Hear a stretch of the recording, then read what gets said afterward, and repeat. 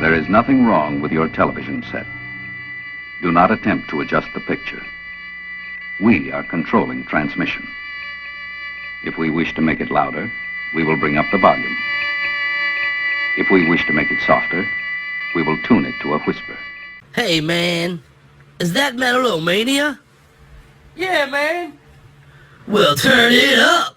This is Vanyas from Mumkin, and you're listening to Metal-O-Mania with Crypt and Scully. What's up? This is Bibi from Cryzix, and you are listening to Metal-O-Mania. Fuck yeah. You're listening to the best Metal-O-Mania.live. You're listening to the home of metal, Metal-O-Mania.live. Powered by B Squared Inc. Entertainment.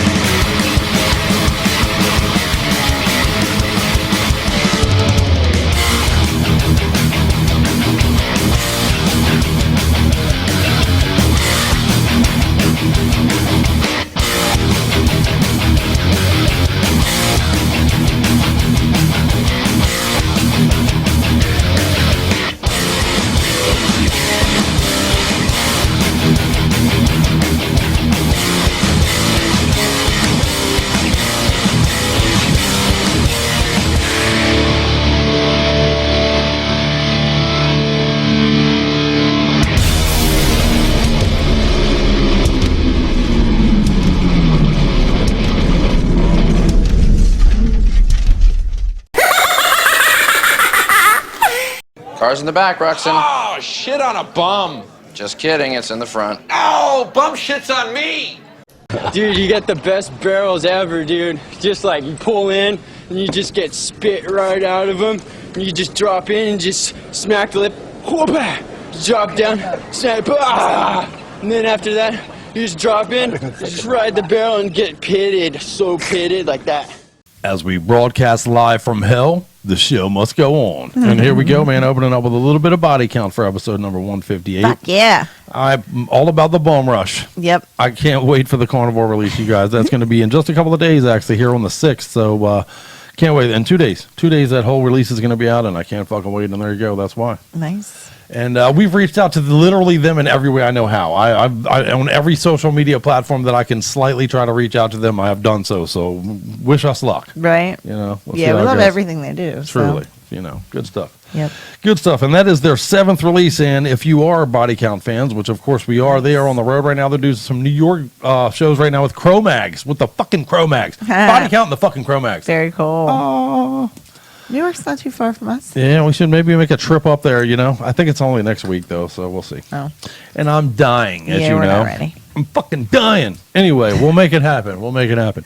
So how are you tonight, Miss Scully? I'm great. Glad well, to see after you said you're dying, I'm going to say I'm great. Rub it in my nose. Right, yeah. Rub my face in it. How wonderful I am. I get it. I dig the Cookie Monster thing you got going on, man. Thank you. If I nickname parts of myself like cookies, but anyway, no. Let's move on. But you know a what? Reference to something else, right? But I do want everyone out there, all of our Metal-O-Maniacs, please do say hello to our mistress of metal, our gothic goddess, our heavy metal heroine, Miss Scully. Good to see you, dear. Hi, guys. And thank you, all you metalheads, man. We appreciate all you Metal-O-Maniacs coming out here more and more every week and come on and do the metal thing with us, and we appreciate the fuck out of that. That's very cool.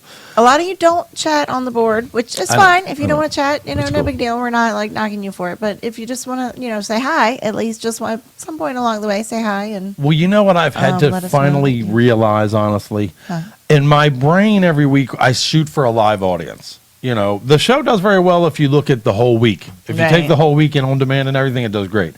But you want it to happen all at one time. Yeah. I'm an instant gratification type of dude. So give me a live audience, man. I want a big one. We do pretty well here and there, but for the most part, we're scattered and sporadic. And I get it. We're kind of spread all over the globe, which that part's Well, very all cool. over the globe, right? We're So. at different times of night and day and all that. So you never Yeah, know. we actually we have a couple people that hit us up like, man, I stay up until 3:00 in the morning to watch your show, man. So I don't get it. Let's do this thing. So Fuck yeah. fuck yeah, man. You motherfuckers. That's why we'll never stop doing this shit too. And right now I'm dying a little. If you're following me on social media, I got some fucking Everybody fish knows. issues. But I we're in understand. here doing the thing. And you know what? It's going to be a good show tonight too.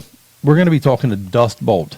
Oh, very fun. I'm so excited about that, man. Lenny from Dust Bolt is going to stop in on us, and we're going to talk about fucking everything. We're going to play the brand new video, fucking Chaos Possession. It's awesome. It's a great time to be a Metal-O-Maniac, and it's a great time to be a metalhead. Okay. And if you're not already a Dust Bolt fan, what the fuck are you doing? Okay, so what else do we got tonight, babe? Oh, all kinds of stuff. Yeah. You got a killer playlist. I have a killer playlist. Well, you know, we are going to do, I made a goofy little video for everybody tonight. It's not goofy. It's good. I think it's very informative. I love you. You know, and should I tell them now Sure. how disappointed they're going to be in me? Let's let them watch it, and yeah, then we'll yeah. do the We follow-up will on that. definitely get to that, but that'll maybe be the little teaser. How for sure. As the result of seeing what is coming out this month on Netflix, it kind of led my brain down a little avenue that turned into a video that I made for you. So I hope you dig it. And you will. it's movies from the 60s that every motherfucker must see before you die, and we'll show that to you later, and I hope you dig it. And it's going to be a fun show. We're going to do that. We're going to break down some goofy internet stuff, man. You know, the Tide Pod thing apparently celebrated 2-year or 3-year anniversary. I forget what it is. has an anniversary. Yeah, I know, man. But it got me thinking about some of the goofy shit. And so, you know, we're going to go down some dark paths. You know, we do that here. So All right. we're going to check out some fucked up shit on some internet What's crap the and all actual, that. like the first time a kid ate one and died? Well, you know, honestly, I did the Is numbers that on the it. We'll talk anniversary? about that. I think so, yeah, honestly. But the numbers on that aren't what I thought. It's funny how that It's like- plays out. Man, not even 12 people, right? 6 Or- people. Oh, I want to say 6 wow. people died. Okay, so Yeah. Well, there was half of- 7,000 cases of it, but only 6 people died. You know, there were Oh, 7,000 cases of okay. people doing it Okay. that were reported. But Well, even that's more than I expected. yeah, but the 6 people. Yeah, we're going to get into that and some other avenues. You know, and it's going to be a lot of fun. We're going to do a kick-ass show for you tonight, man. It's episode number 158. Holy fuck. Fuck yeah. So we very much appreciate all of you metalheads out there turning off the TikTok for fucking 5 minutes instead of acting like an ass for as much attention as you can and tuning in for us And allowing while you we to do it that for 2 hours. That's right. That's right. We have an extended ass program, as it were, here at Metal-O-Mania. And yeah, that works. I think that works. All right, so we got a great show. We got a kick-ass fucking playlist in store for everybody, man. I'm really looking forward to sharing it with you guys. And what else? Anything Let's just play the next song. you want to? Well, you know, it's time for the 1-2 then.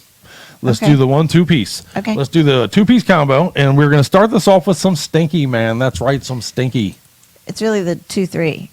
Yeah, but it's a 2-piece combo at the 2-3 spot of the show. We do that every week now, and you're not ready. I'm telling you, you're not ready. Okay. But we're going to open it up with some stinky, man. This is a French outfit that blends all of the things I love about punk with fucking kick-ass fucking riffsicles, and you're just going to love this band, man. Okay. The album is called Of Lost Things. We're going to play Revival Fire from it, and then we're going to play some ROT. That's right, some rot. And you're going to dig this as well, man. Keiju, you know, our buddies Jump Scare actually hit us up about a week ago, and they were like, we got some friends that are in this band that we really think you guys should check them out, and they sent us over some videos and made us in contact with them. And that's right. And they were right. That's right.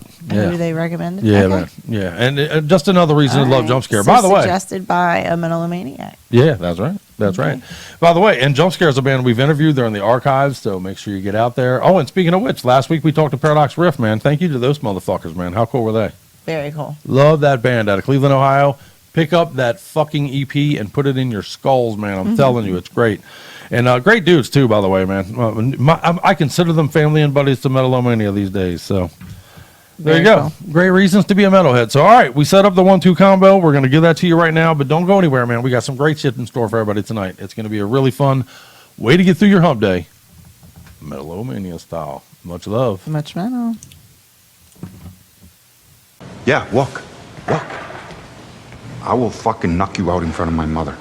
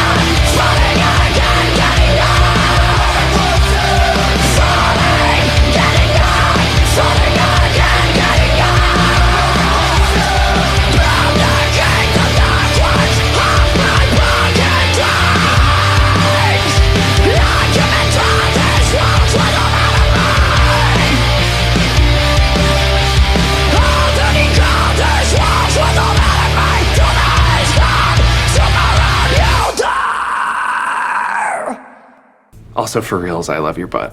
I love yours too. Gross.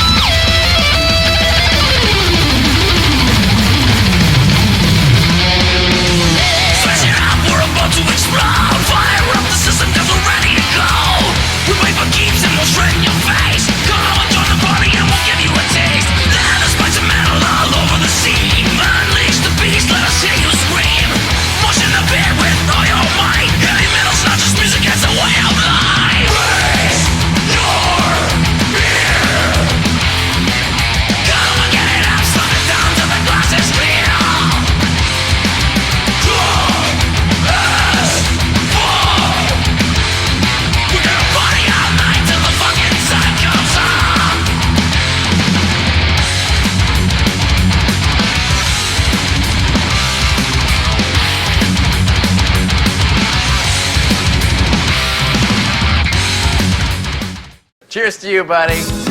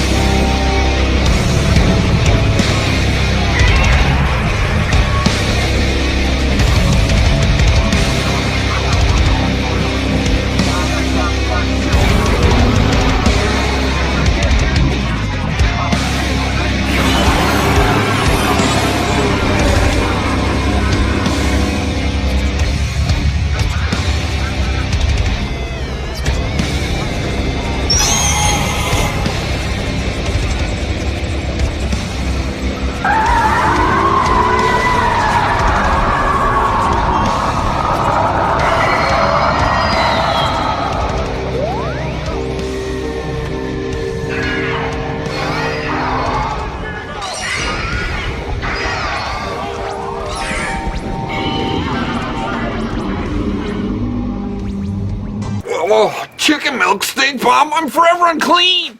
Drunk as fuck. Yeah, that's fucking badass, right? Yeah. You may have noticed I snuck a little Terrifier in there, some drunk as fuck, with some videos of some falling around drunk women, which always seems to be a crowd pleaser. I got to tell you, It's funny. it always works around. It's one here. of those like, ooh, because like people get fucked up, but Yeah, it's man. funny. But it's funny, You know. and it's all meant in good-hearted, lighthearted Hopefully humor. they of don't course. get too fucked up. Yeah, no, I don't. Usually you're I don't pretty put in like that shit. limber, Yeah, right. You're less likely Yeah, to get hurt. That's right. true. The drunk always survives, unfortunately. But there we go. We're only 3 songs into the show, man. We're making our way around the map. Right. We started in LA, we've been to France, we've been to Italy, we're going to right. continue to fucking do this global thing through the whole That's show. what we do. That's what we do. We are international here. International metal nerds, man. You go ahead, and it's true. I know it's true. But we're gonna have some fun though. We're gonna talk about a lot of goofy things. I saw that there was a PSA issued this week. Okay. Did you catch that? Well, I guess. Well, I don't. No, tell me about it. Well, we should issue a PSA first of all. We're about to fucking just kill you with metal all night long. And So, that's the yeah, only you warning should've you warned get. people, yeah. Right. But no, apparently there was No, I think we do. The Yeah, beginning of the show that's starts with true. a warning. It does. right? You're right. Pure fucking metal right there. Right. Boom. We tell you right Plain out the as gate. day. So you can't say you weren't warned. If you're still here with us, you You want this Shitty. shit. You need this shit. you asked for it. Right. It's all opinion. and speaking of all opinion, Yeah. apparently you should. This is a word to the wise. Apparently, this is something going around out there that we need you to not do. People with hemorrhoids are freezing potatoes and shoving them in their dumper. Oh, Frozen potato pieces. that's funny. It's supposed to be honestly frozen potato pieces if you're going to do it, but yeah, apparently. Yeah, it's- you don't just freeze a potato and stick it up your bum. No, shove a whole potato up there. You'd have to You use know. like a russet so you like could get a hold of it, right? You can't use like a little baby, If you drop out a fucking that's a baby spud. red potato. Well, I don't know. You'd probably be better off. Although you Well, might no, lose your- that one. Your butthole would definitely swallow that. See, It there would you be go. like- That's true. What would it do again? What would it do again? Yeah, well, and that is part of the problem, actually. Apparently, that the people's buttholes are eating the potatoes, and they're going to the hospital to have pieces of potato yanked out of their bums. That is fucking hilarious. Isn't it fucked up? Yeah, that's great. But Could you just wait and eventually, I mean, wouldn't nature take its course? Isn't there other things going to make its way through to push that out at some point? Isn't that how that works? I'm not sure. I'm asking. Do we have a doctor in the house? I don't know. I mean, that your Do we have a natural doctor in the reaction house? is to like get it out. Like, oh my god, Yeah, we gotta right. get it out. Like, not just like wait till the next time I have to take a shit. I got a fucking gopher in there, dude. Yeah. Right. Oh, no.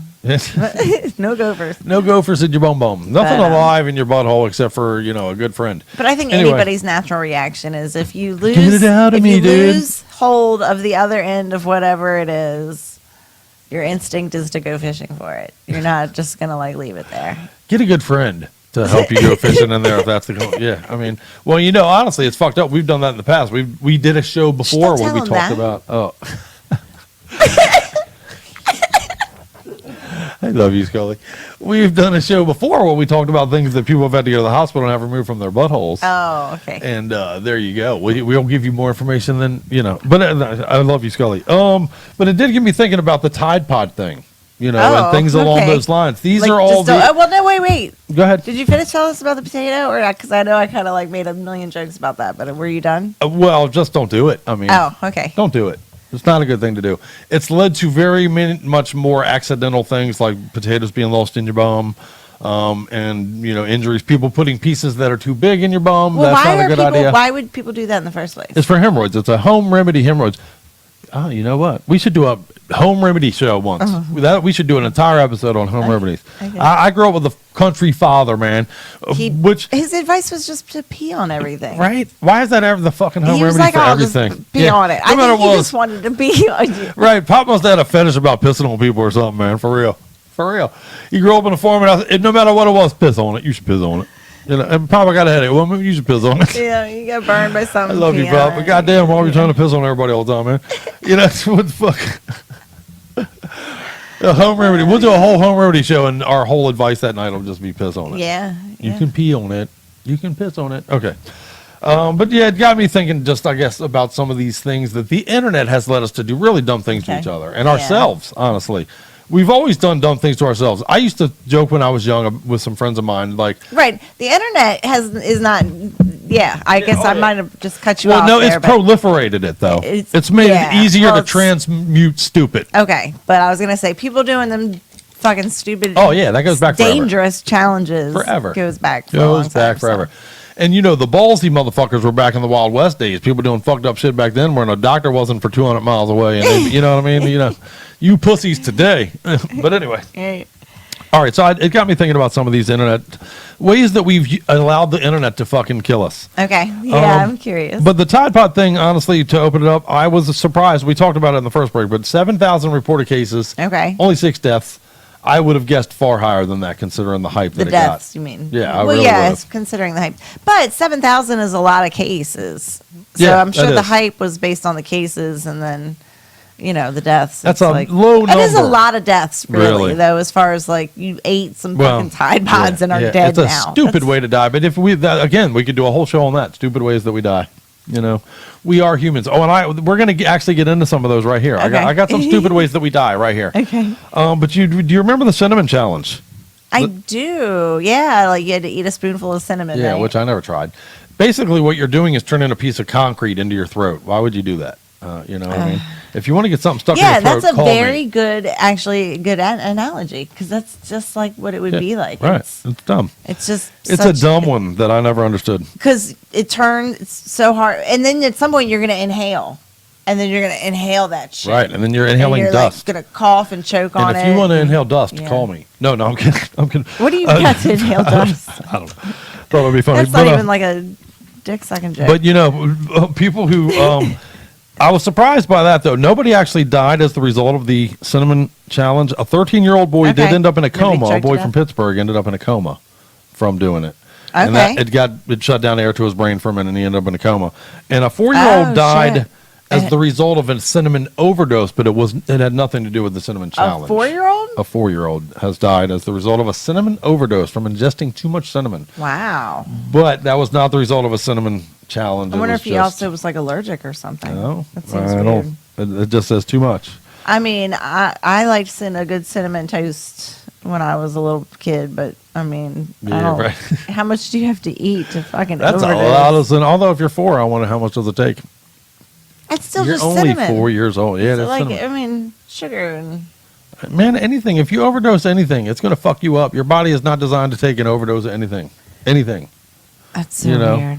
Shit, I've heard people get Even, like, sick. people in If you go into a common day- room where there's too much oxygen in the air, more than you're used to, that shit'll fuck you up. Think about that.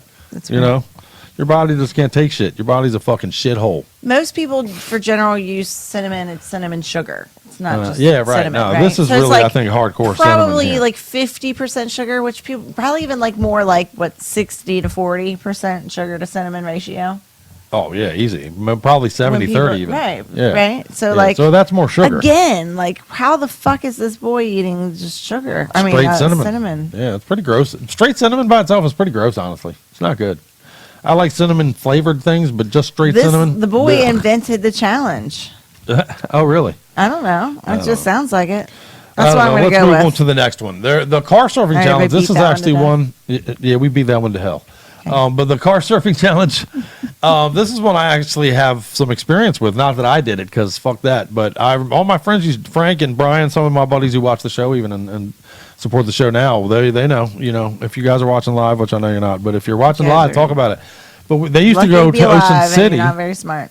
across the Bay Bridge. That's for those that are not local to us, that is a 4-mile bridge. It's a massive 4-mile span, suspension and it's bridge. very high. Very high.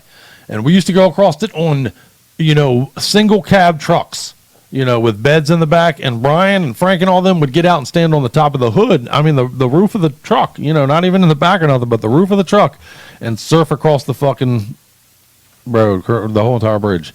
And back then you didn't have phones to record it, but I do remember one year we were on our way to Ocean City, and there was a couple next to or a family next to us, and the little kid pulled out a video camera, old school big ass video camera, and started filming Brian and them while they were surfing and shit. And I was in the fucking truck freaking out, man, like you dudes are gonna die over something stupid.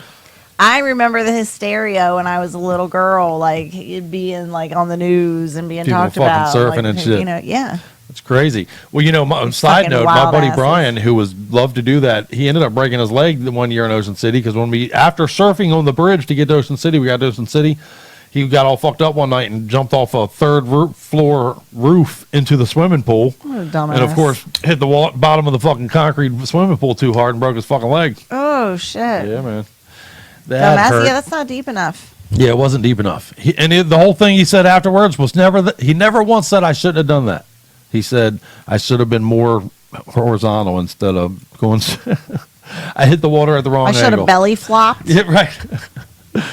Oh, fuck me. But when it comes to the car surfing challenge, though, apparently there has been some deaths from that, though. In 2016, a 21-year-old in a 21-year-old Roberta Bacente died while attempting the car surfing challenge, and that was the 7th death of 2016 on that. So there's been multiple deaths from this one. Yeah. You know, that's not a good one. In Minnesota, someone named Andrew Green had part of his skull removed. Oh, yeah. And was put into a medically induced coma because of the car surfing challenge. So why don't we just stop doing that one? Yeah, let's not do that one. Let's not do that one. That's not a good idea.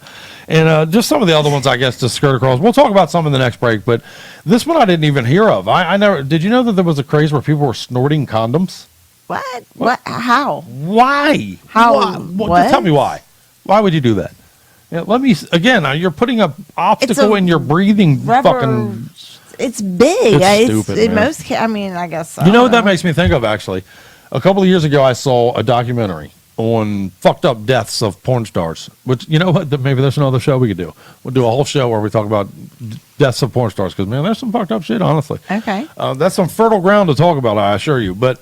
There was one in particular, the dude was a gay porn star, and I just mentioned that because it's fact. I'm not beating on the dude or whatever, but, you know, be whatever you are. But he was pulled over by the police, and he had a half ounce of weed in his pocket, and he tried to swallow it.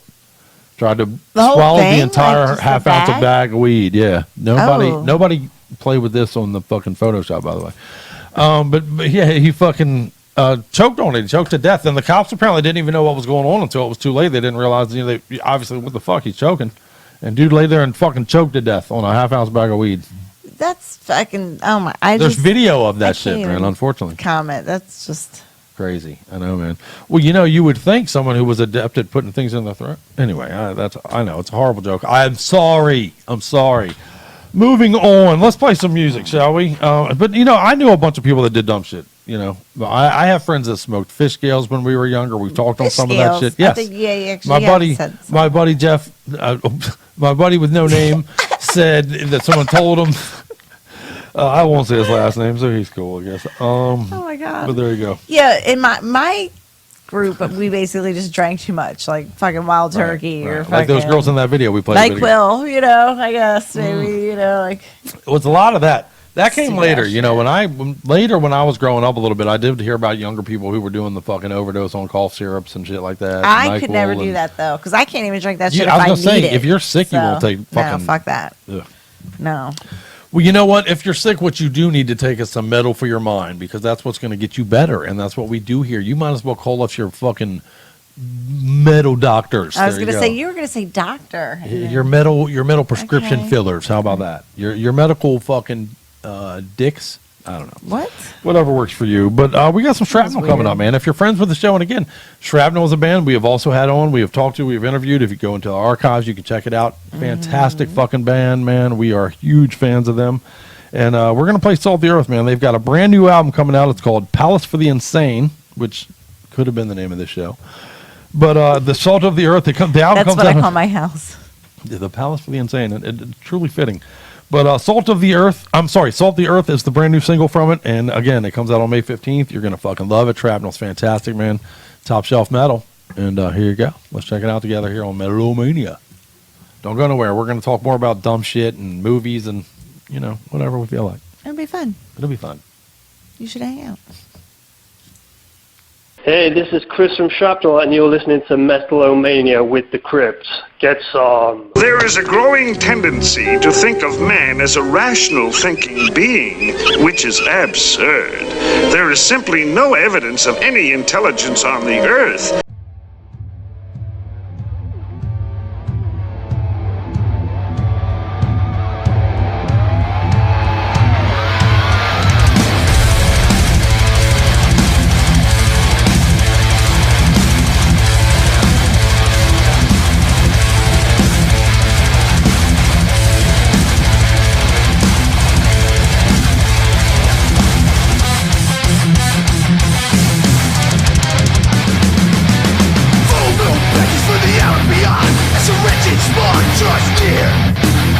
Marginalizing and twisted forth aberrations manifest fear. Indoctrinating the mindless, killing, hypnotized by the fire. These mystic acts of degradation, rising evil higher. Burn the offers, strip the copper on nails, wrapped in velvet, to it we breathe new life.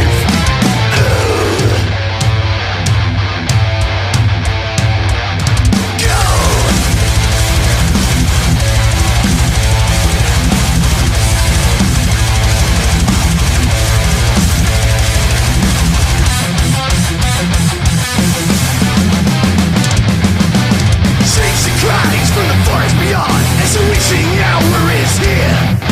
Ritualizing, sexualizing, reading from the book of the dead. Flame the skin, salt and blood, agony so macabre. Paint the circle, read the writ, summoning its complete. Burn the offers, strip the copper on nails, wrapped in velvet, till in we breathe new life. Life is what this earth again, rife with blood rats.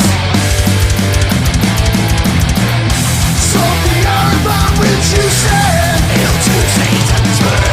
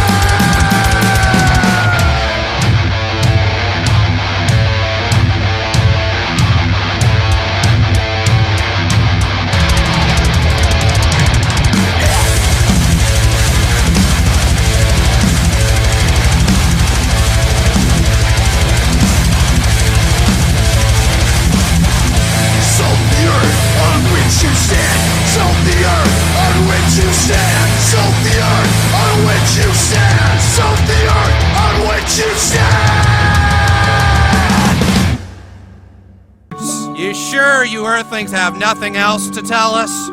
Motherfucking Shrapnel, Salt the Earth. There you go. I fucking love that band. They are so badass, man. Check and see if they're going to be near you. Support them. Go to their Facebook page, which Scully makes it easy to do. You know, we'll talk about that more in the show later. Linked but if right there we for you. make it so easy to support the bands, we only exist that for the rat. You know, we do all this other bullshit for our, you know, entertainment and We whatever. think it's but funny. yeah, we're dumbasses and we enjoy it. You know, and you know what? We like hanging out with you guys, so that's cool. But the reason for the whole fucking thing is She-Wolf. metal. And She-Wolf. You're right. Metal No, and She-Wolf. we're That's why talking we do about it. Yeah. You're right. You're absolutely right. We love She-Wolf. So, what else? Oh, you know what? You guys are fucked up. I'm just going to tell you that. While we were listening to the Shrapnel song, I just got some of this stuff here where people sent this. Somebody suggested Jeffrey it. from Jersey sent us a fucking article about internet shit that kills, like we were talking about a minute ago. And some of this stuff I didn't even know about. Did you? Have you ever heard of Momo? No. This is a terrifying internet game. I started the read on you. Apologize. I'm not going to do that to you. Let me shorthand it. It's an internet game that was real big in Europe. It never quite took off in the United States, which is probably why we haven't heard of it. But it was an internet game that challenged people to do more and more fucked up things. It started with some self-cutting. It started with some fucking self-mutilating type of shit. And it ended with encouraging people to kill themselves. Wow. To a shocking successful degree, man. That's what I don't get. You know, there's that case a couple years ago. That girl's in jail, you know. The girl that told her boyfriend to kill himself and then he did. She's in jail.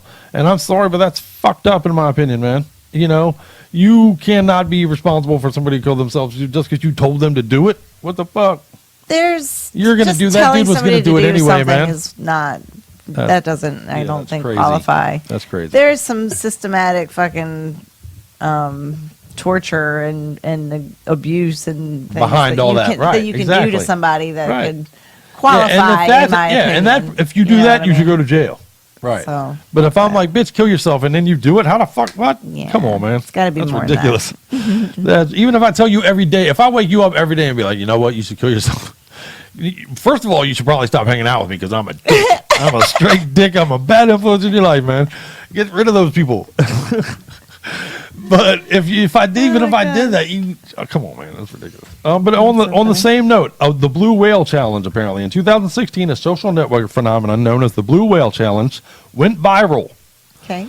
It was a sinister game that begins with players following a social media account. I am reading this one. Over a 50-day period, and these tasks were self-harm, and it got to again encouraging suicide. And people were fucking doing it.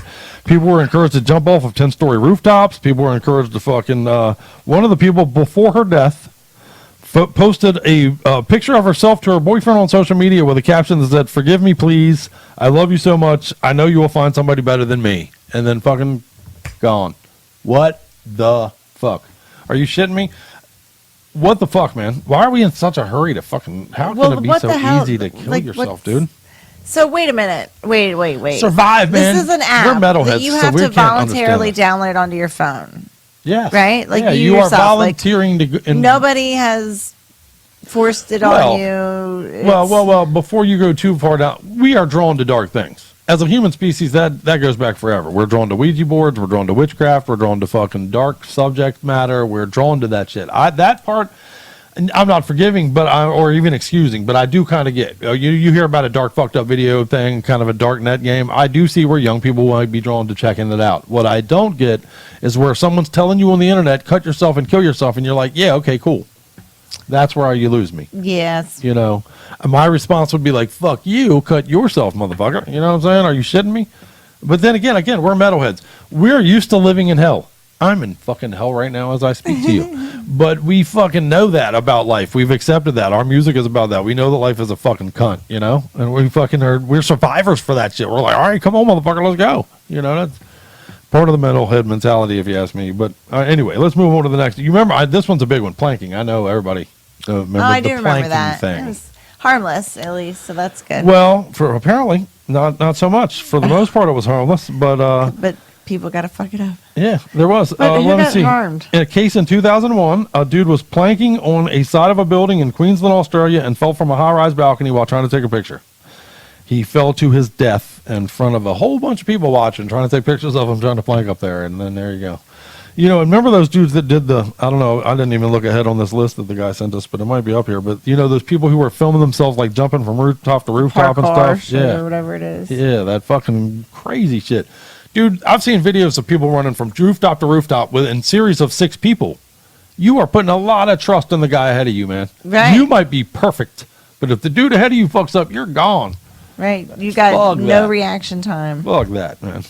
What about extreme selfies is on this list, man? We've heard a few examples of that. People trying to, like, lean off over cliffs and take their picture and then end up falling off on them and shit like that. Taking a selfie. Yeah, Look, Darwinism, let me, man. I guess, just say some of this is Darwinism. To the families of the victims, this is I'm going to so sound sorry sad for that. and awful. No, I right? really, we get it. That sucks. I'm sorry for your family. At some point, man, But that you is- kind of you we did that need shit, man. apps like this to help wipe out the fucking weak, man. Yeah, like, dude. come on. It is a little bit of social Darwinism at the end of the day, isn't it? I We mean, kind of all make jokes I'm not about going to it. ever die from a selfie. I might die from something else stupid, and you might all judge me and think that's fucked up, but I'm never going to die from a selfie. That's not how I'm going out this Or bitch. because my app told me to climb a building and then jump off. Right. Or to cut myself. You know. My phone told me to kill myself. Jesus fuck. That's why I hate fucking grunge music. Anyway, you remember the Slender Man thing? They made a movie out of it and everything, man. But that was a true life case where some young girls believed in the Slender Man thing, and they went out and killed somebody, thinking they were pleasing the Slender Man. That whole thing. There's a movie called Slender Man, and you should check it out. It's fucked up. Mom? Like, it was one of the girls' moms, even. Oh, I think so. Yeah, it was propagating the whole pushing of it and shit. You know. No, that they killed. Oh, I didn't think so. Let me see. I might be wrong. about that part. Slender Man is a tale featureless figure. The creation was feared by many in terrifying stories. Let me see. In 2014, Morgan Geyser and Anessa Warrior, both 12 years old at the time, lured their friend. Oh, it was a friend. That's right. It was. They're right. It was a group, 3 girls, and the 2 girls killed the stabbed third girl. Stabbed the other girl who was also 12 years old 19 times. 19 times. And when asked why they did it, they were doing it to please the Slender Man. So again, there's a movie on that shit and all kinds of shit, man. It's pretty crazy. Pretty crazy. And speaking of movies, I watched the documentary. After this next song, I'm going to tell you some other stuff about movies. But yeah, it was wild, right? I saw that too. Definitely wild. Slender Man. I couldn't decide whether I thought that they actually believed in Slender Man or if they were that just was murderous little bitches. Yeah. Yeah. It's hard to know. It is. It's hard to say. So. I agree. I think you're just a murderer. Anyway. But you know what? That does bring us to... What does that bring us to? Oh, we're going to talk to Lenny. Interview. We're going to talk to fucking Lenny right now. Hell yeah. Oh, man. Okay. Yeah, there you go. Fuck all this internet dumb shit we're talking about. Let's talk to fucking Lenny from Dust Bowl. If you are not fans of Dust Bowl already, I really can't figure out even how you found us, because you probably are. They're just a great fucking band, and they're truly at the top of their game. We like the same things. Yeah, right. We don't have to. We don't have but to. We should. But when it comes to Dust Bowl, right, we all do. We do. And man, this new song, this new video they got for it, it's great. You know, and how awesome was it for Lindy to reach out to us and talk to us and let you motherfuckers hear the new shit through Metal-O-Mania, dude. Right. You know, there's a rumor that this whole Metal-O-Mania thing's starting to motherfucking break some ground. It looks like, you know, we've talked to some big ass bands, man. And it's exciting. I love all of them, and Dust Bowl is definitely one of them. So let's talk to Lenny right now here on episode number 158 of Metal-O-Mania. And now for something completely different. All right, Metal-O-Maniacs, I got something very, very special in store for you, man. We've been trying to have a sit down with these guys for a while because they're one of my favorite things in the metal world today, and that is Dust Bowl. And today we're joined by Lenny from Dust Bowl. How are you today, sir? I'm doing good. Nice to talk to you. I am super glad to talk to you, my friend. I got to tell you, one of my favorite things of the entire year of 2019 was Trapped in Chaos. Fuck yeah, that's great to hear. That's great. Fuck yeah, brother. Well, let's talk a little bit. I know you guys formed in 2007, and you guys, of course, out of Germany and stuff. Let's talk a little bit about the band. We're joined by Lenny right now, but who are the other guys in the band with you, sir? So, I mean, it's a good point to ask that question because we had a lineup change. We had actually the first lineup change ever in the band. So I would just start, you know, we met 4 guys. We just met at school, literally. Like a school band, young kids, 12 years old, you know, grabbing an instrument and like thinking of doing a band and playing shows and stuff. And that's what became Dust Bowl later on, which is quite cool because we're playing in a band now for, I don't know, like 13 years or something, or 12 years. Yeah, now it's like 2020, it's like a little change in the lineup because we have a new bass player who used to play bass in a band called Insanity Alert from Austria. Oh, yeah, we've interviewed them. That's a good band. Yeah, and he's joining us now, and now we're going on tour. We start next week. We're leaving to go on tour in Europe, so we're really excited. There's all good with the old member, with Ben. It's all fine with him. He just like took a different way in his life now. He's like becoming a teacher, and you know, maybe thinking of family and stuff. And we just want to go out and play rock and roll. And but it's all fine between everybody. And yeah, we're excited to have a new guy. We're excited to go out again and rock. Fuck yeah, man. Fuck yeah. So I know that Trapped in Chaos, you guys just did a video for that not very long ago for the title track for the album, which is a badass video, by the way, man. Tell me about making that. Well, that had to be a lot of fun, right? Yeah, and that's the new bass player in the video, actually. That's the new guy. He helped us out at a show at Summer Breeze Open Air in Germany last year. And yeah, it just happened that we had a friend who did like filming and photos of the show. And then we saw the footage and we just saw that it was like actually really good. And we made a video out of it to promote the tour. Yeah, it's a cool video. It was a nice day in August, a nice sunny day in Germany, and a cool festival, Summer Breeze Festival. And we had a lot of fun at that show. Fuck yeah. Well, I tell you what, every piece of footage I've ever seen of Dust Bowl, what seems to shine is you guys have a lot of fucking fun, man. That's very infectious. It makes me want to get to one of your shows as soon as I'm able to make it happen. Yeah, absolutely. I mean, that's that's more or less the reason why we're doing it, right? So just going out there, kick some ass, enjoying playing music and enjoying to be able to share the music with other people who love music, who love heavy music, and just go for it and have a good fucking time. Fuck yeah. I tell you what, tell me a little bit about the Dust Bolt live experience. You guys have been on the road, and it seems like every time I go to your Facebook page, you got a flyer for another show you're about to do, man. You guys stay busy, brother. Oh, yeah, we've been busy for the last years. Yeah, we never stop, and that is like one thing that we really focus on, just to keep the band going and keep the band like growing and keep the audiences growing and keep touring and keep playing and keep doing stuff and keep being creative. And yeah, I think that's one thing that really stands for us and for Dust Bolt. We do a lot of things by ourselves. Like we do nearly everything by ourselves, which is of course it's a lot of work to do, but we just enjoy it and we love it. And when we got the chance to go out and play live, that's just it's great. We just love it. Right, that's what it's all about, brother.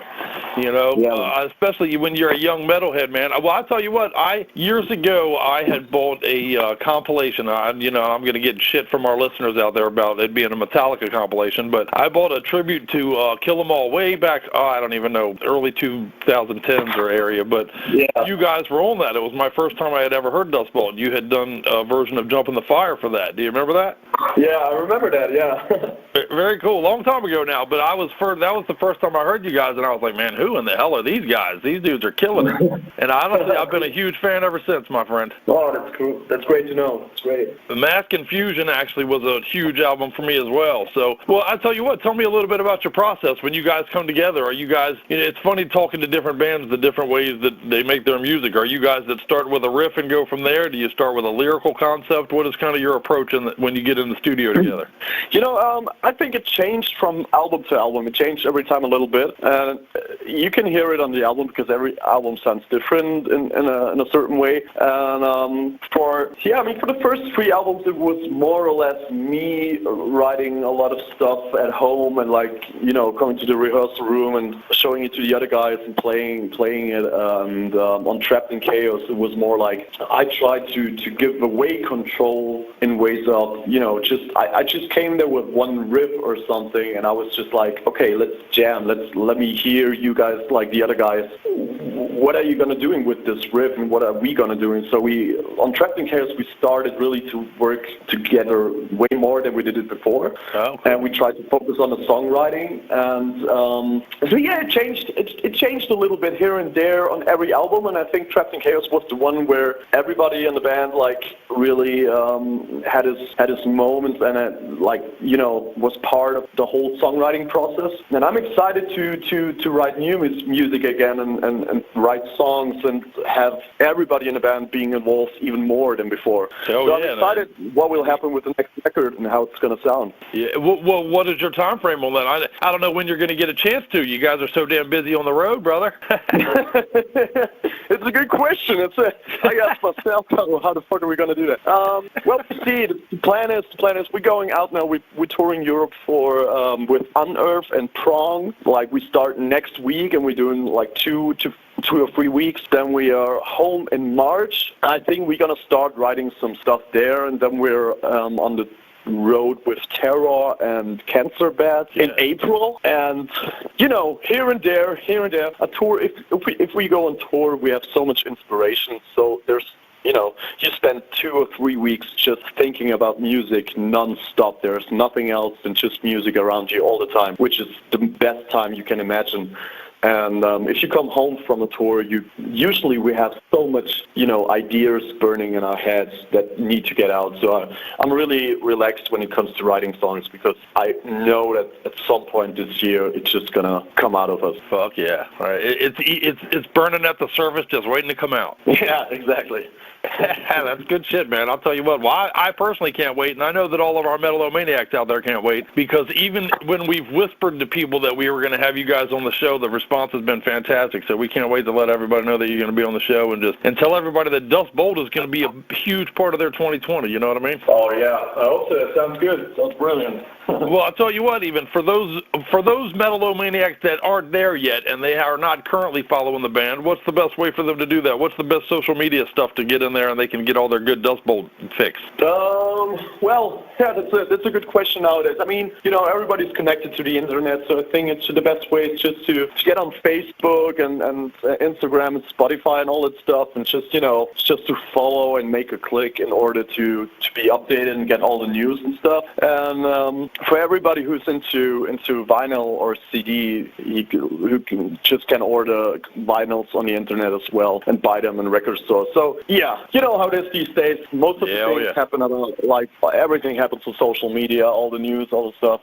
We got a homepage as well, which is always updated. So there's a bunch of stuff out there to follow Dust Bowl. Yeah, killer. And when I know that you can get all the entire discography on Amazon and Bandcamp and all kinds of places. So get out there and make sure this is a discography you should own every CD of out there, metalheads. I'm telling you, man, Dust Bowl, make it a part of your living. Hey, yeah, hell yeah. Fuck yeah, brother, man, that's good shit. So you're gonna have a busy spring into the summer, and then we're gonna look for new Dust Bowl music in around a year, then, right? I think so. Yeah, that sounds possible. Fuck yeah, brother. Well, I tell you what, I am not just the idiot that does this show here. I am a gigantic Dust Bowl fan, man. I appreciate you spending some time with us here at Metal-O-Mania. Oh, that's great to hear. It's cool for us. It's so great for us to hear that there's people in the States who listen to Dust Bowl. And we've toured. We've been there twice, and every time we came to the States. I mean, the first time we toured the States in 2017, it was the first time ever, all of us, to be in the United States, Wow. It was just cool to come there very first time, just arrive there, play a show, and there was people going crazy for music that was just really, really cool. And we can't wait to come back and tour the States. So we're really trying to come back as soon as possible. Well, I can't wait for you to come back. I'm going to be in the front row because I know every single word to Trapped in Chaos, the entire album, brother. So. Wow, that's cool. That's fucking awesome. Oh, yeah, brother. Awesome. Well, hey, man, I appreciate talking to you, brother, for real. Hey, this is Lenny from Dust Bowl, and you listen to Metal-O-Mania with The Crypt. Giggity, giggity, giggity goo. Stick around.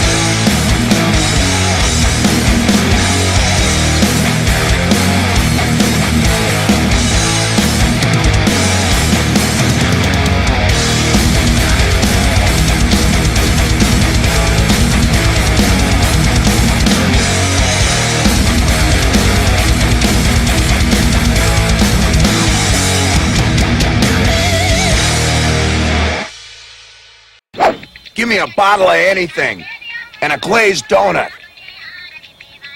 To go. Man, how fucking awesome is that? How awesome is Lenny? How awesome is Dust Bolt? I love that jam. I love that band. Just top shelf shit, man. That's the whole fucking, you know. Very when good. we started doing this show, I never even imagined we'd be able to fucking be having cool motherfuckers like that from bands like that doing the show. But how awesome is that, man? Just awesome.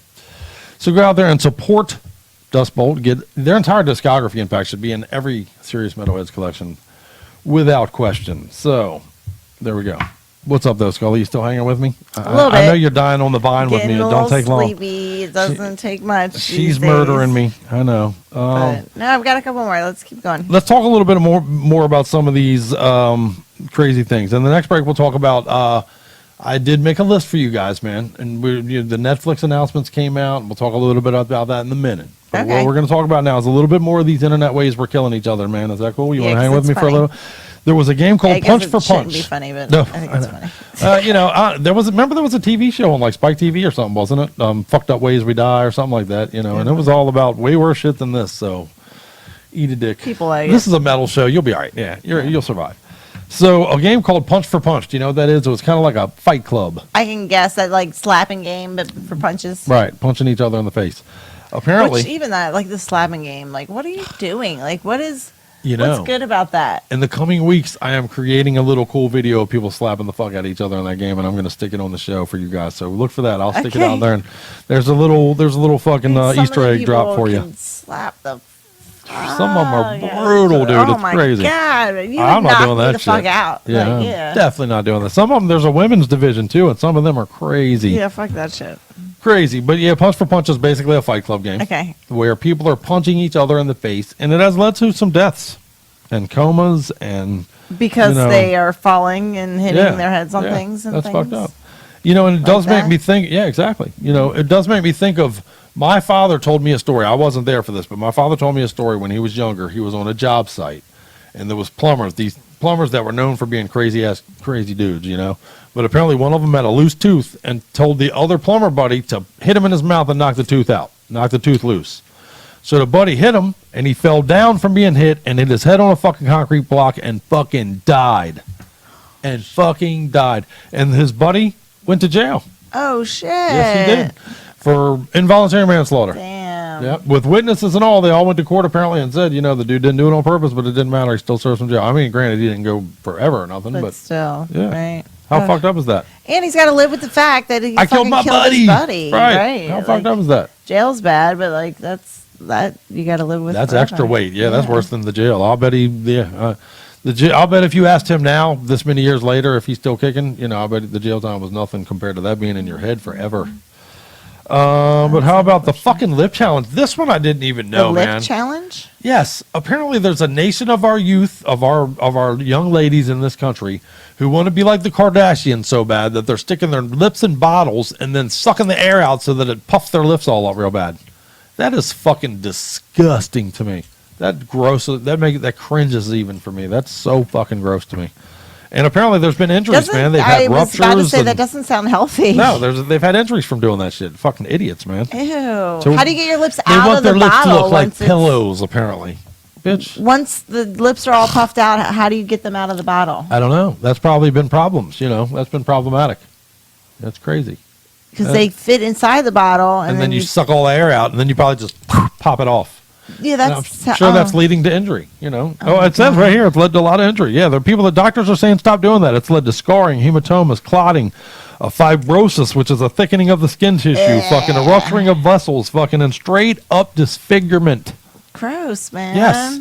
Well, you know, I Are you think kidding? it's kind of disfigured looking and to have lips like that in the first place. Yeah, that's gross. I'm not into that. Yeah, let your shit be natural, man. Yeah. You know, especially if it. No matter what you have, you know, if you got big no, lips, right, no if matter- you got little lips, if you Yeah. got like whatever, like There's a dude who loves what you got, and there's a whatever. If you're whatever you're looking, there's somebody who loves what you got. I promise you. makeup is all you I need to promise you. accent. Which, Yes. you know. People are into things you wouldn't think they're into, man. Give them a chance. I promise you, there's a. Although I don't know, I say that, and people like fake eyelashes and stuff are cute. You can do stuff like that, but I mean, I'm no one saying don't ever do stuff like that, but still be you, man. Hold true to you. Be safe if about you hold it. true to you, you'll never regret that shit, man. You'll never regret that. All right, so 2 more real quick, and then we'll play another song. How about that? Or actually 3 more. What does that even say? Neck Nominate. Neck Nominate is an internet craze that began in 2014 and resulted in a number of deaths. It's a game that revolved around how to down alcohol. Yeah, that's right. It was this led to people shoving alcohol bottles up their butthole and chugging entire bottles of liquor through their asshole. Okay. Which led to alcohol poisoning. This is the butt chugging. Yeah, all that. Yeah, all that. Or just full on fucking how much can you drink in a short amount of time. Oh, this is a game that was basically... And actual chugging then. Yeah. Can we figure out how... a 20-year-old died after drinking a cocktail of wine, whiskey, vodka, beer, and it was a part of the Neck Nominate dare. So it's literally a series of dares of how to get alcohol into your body in the most fucked up, ridiculous ways possible. And, man, alcohol works. There are a few things that you can buy that are as reliably going to work. Like alcohol, it works. Right. Give it a minute. Right. Just give it a minute. What's the hurry? It might take a minute. That's the thing. Right. Right. I know this instant gratification. Like, dude, I smoke a joint and I feel that shit right away. Dude, give it a minute. I promise you. Yeah. You just bullshit with your buddy while you're drinking, and before you know it. Although when we were too young to good. drink, we would get together. So everybody had a part. Everybody brought something to the event. And you brought weed. I was just thinking, what did I bring? I don't remember, but I didn't bring the alcohol either. But the friend that brought the alcohol, I remember she would put in this container, this water bottle, basically, and put just every fucking alcohol that they had. Them days. And it would People were indiscriminate. Yeah, and it didn't matter what it was, and it all just mixed in there, and we got jungle juice, the beach wherever we were going, and you just had to drink that shit. Just dip a cup in it and drink it. Yeah, you are desperate to get fucked up. Always. Yeah, no. It made you so sick. I forget what comedian it was who said nobody has ever drank alcohol because it tastes good. Goddamn it! It's a fucking it's a drug like any other. That's why they. Not to me. But you're right. I'm sure that some people are either they do or at this point they've convinced themselves. Right. You know it's going to have the desired effects, so your body definitely takes it like, yep, that's my jum juice. Yeah. You know what I mean? That's the good stuff. Yeah. So, and fuck, I ain't blaming you. Do what you do, man. You know what I mean? I'm going to say right now, debut, even though we're not playing one, just because, so you can get your drink on. Fuck. Okay. How about tombstoning? Tombstoning. All right, what is that? This is where you, let me see here. This is that more causes of death? Jumping into water from high up is what tombstoning is. Going as like high your as buddy you can. said he should have done. Right. Instead of going with the whole broken leg thing. He should have tombstoned. He should have tombstoned. He wouldn't have broke his leg maybe if he would have tombstoned. Or he would have just died. Yeah, this has been deadly too, man. This has led to quite a few people dying from tombstoning, jump stunting. Why is it called and tombstoning though? I don't know. Because you somebody die? tell me that. I guess. Yeah, right. Because afterwards you're fucking getting buried. Jumping from piers, cliffs, rocks, and other structures into the sea is very dangerous, people. Man, dude, my whole thing on that is you don't know what the fuck is under there. No. You can't see down there. You're literally diving into the unknown. I'm not going to be the first one to do anything like that. Didn't you, when you were young, your friend's father dove into the water down where we live at and fucking didn't know there was a stump under there and fucking died? Didn't he? Was alcohol. There was alcohol involved, but still. There was no stump. It's mixed signals, I guess, on what happened. I don't know. Clearly, I'm moving on from that. But either way, you're jumping into water, and you don't know what's under there, man. That's crazy to me. Fuck that. You can slam into a rock and have no idea. That's bananas. And then let's do the last one. Similar to the car jumping thing was the subway surfing. People jumping on the back. Like a train subway? Correct. Oh my God! Yes. And people are getting on top of that? On top, on the back, on the fucking trying to grab onto it. Yeah, Aren't they usually in a tunnel? Yeah, that's correct. People are fucking stupid, man. Getting maybe the point of this whole thing. The show tonight is called "We're Playing Really Cool Metal." We're talking to Dust Bolt and talking about the fact that people are really fucking stupid. Oh my God. I know, man. Yeah, there's a whole bunch of people who died from this shit, man. Rooftops, moving cars on the rooftop. There's been people who have literally been on top of subways and hit signs that are hanging. Yeah, and took them apart. It will take you apart. Nobody wants that. Nobody wants that. Am I wrong, or does nobody want that? That is fried bananas. I've been saying the word bananas lately a lot. Like, have you noticed that? Them? I wonder. Is that what's going on? We haven't bought them. No matter Although the what I last say, batch it's I like, bought man, was that's black. bananas. And that shit Quickly. right there is fried bananas. What? I was just talking about how our bananas turn black. I know. And then you stick them in the freezer for some reason. We got a fucking freezer full of black bananas. What the fuck is going on in there? They were browning, so I put them in the freezer because you can put them in a smoothie. Oh. Well, now I got Before fucking you- a freezer full of big black fucking frozen bananas. not full of- Should I stick them in my asshole if I get hemorrhoids? Ooh, the doctor didn't say no to that. That's true. You got a point, and it's a fucking banana. Metal-O-Mania does not suggest you do it. Right, we're not telling you what to do or what not to do. Fuck, you gotta live your life. Actually, we are going to tell you what to do. That is kind of what we do around here at Metal-O-Mania. Sometimes we tell you what to do, but only with your ears. All right, sometimes with other orifices, I guess, those are just suggestions. When we talk about other orifices, they are suggestions. When we talk about your ears, we are literally telling you what to do. And what you're going to want to do with your ears right now is check out the brand new fucking Exhorter song, man. We did talk about Vinny left the band. We interviewed him a few months back, right before the More in the Southern Skies album came out. And Vinny is a badass. We love Vinny. And whatever he does in the future, we will definitely bring you, and we look forward to that. But whatever Exhorter does also, we're going to bring you that too, because they're badasses, and we still love them. And they got a brand new song, man.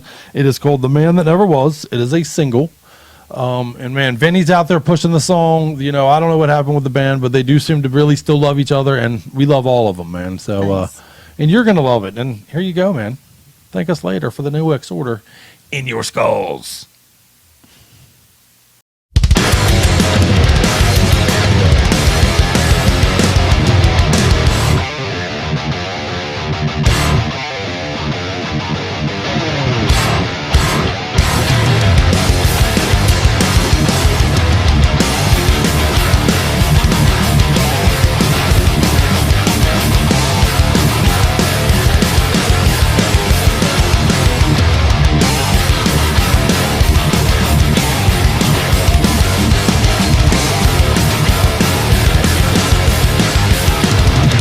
You can fool some people sometimes,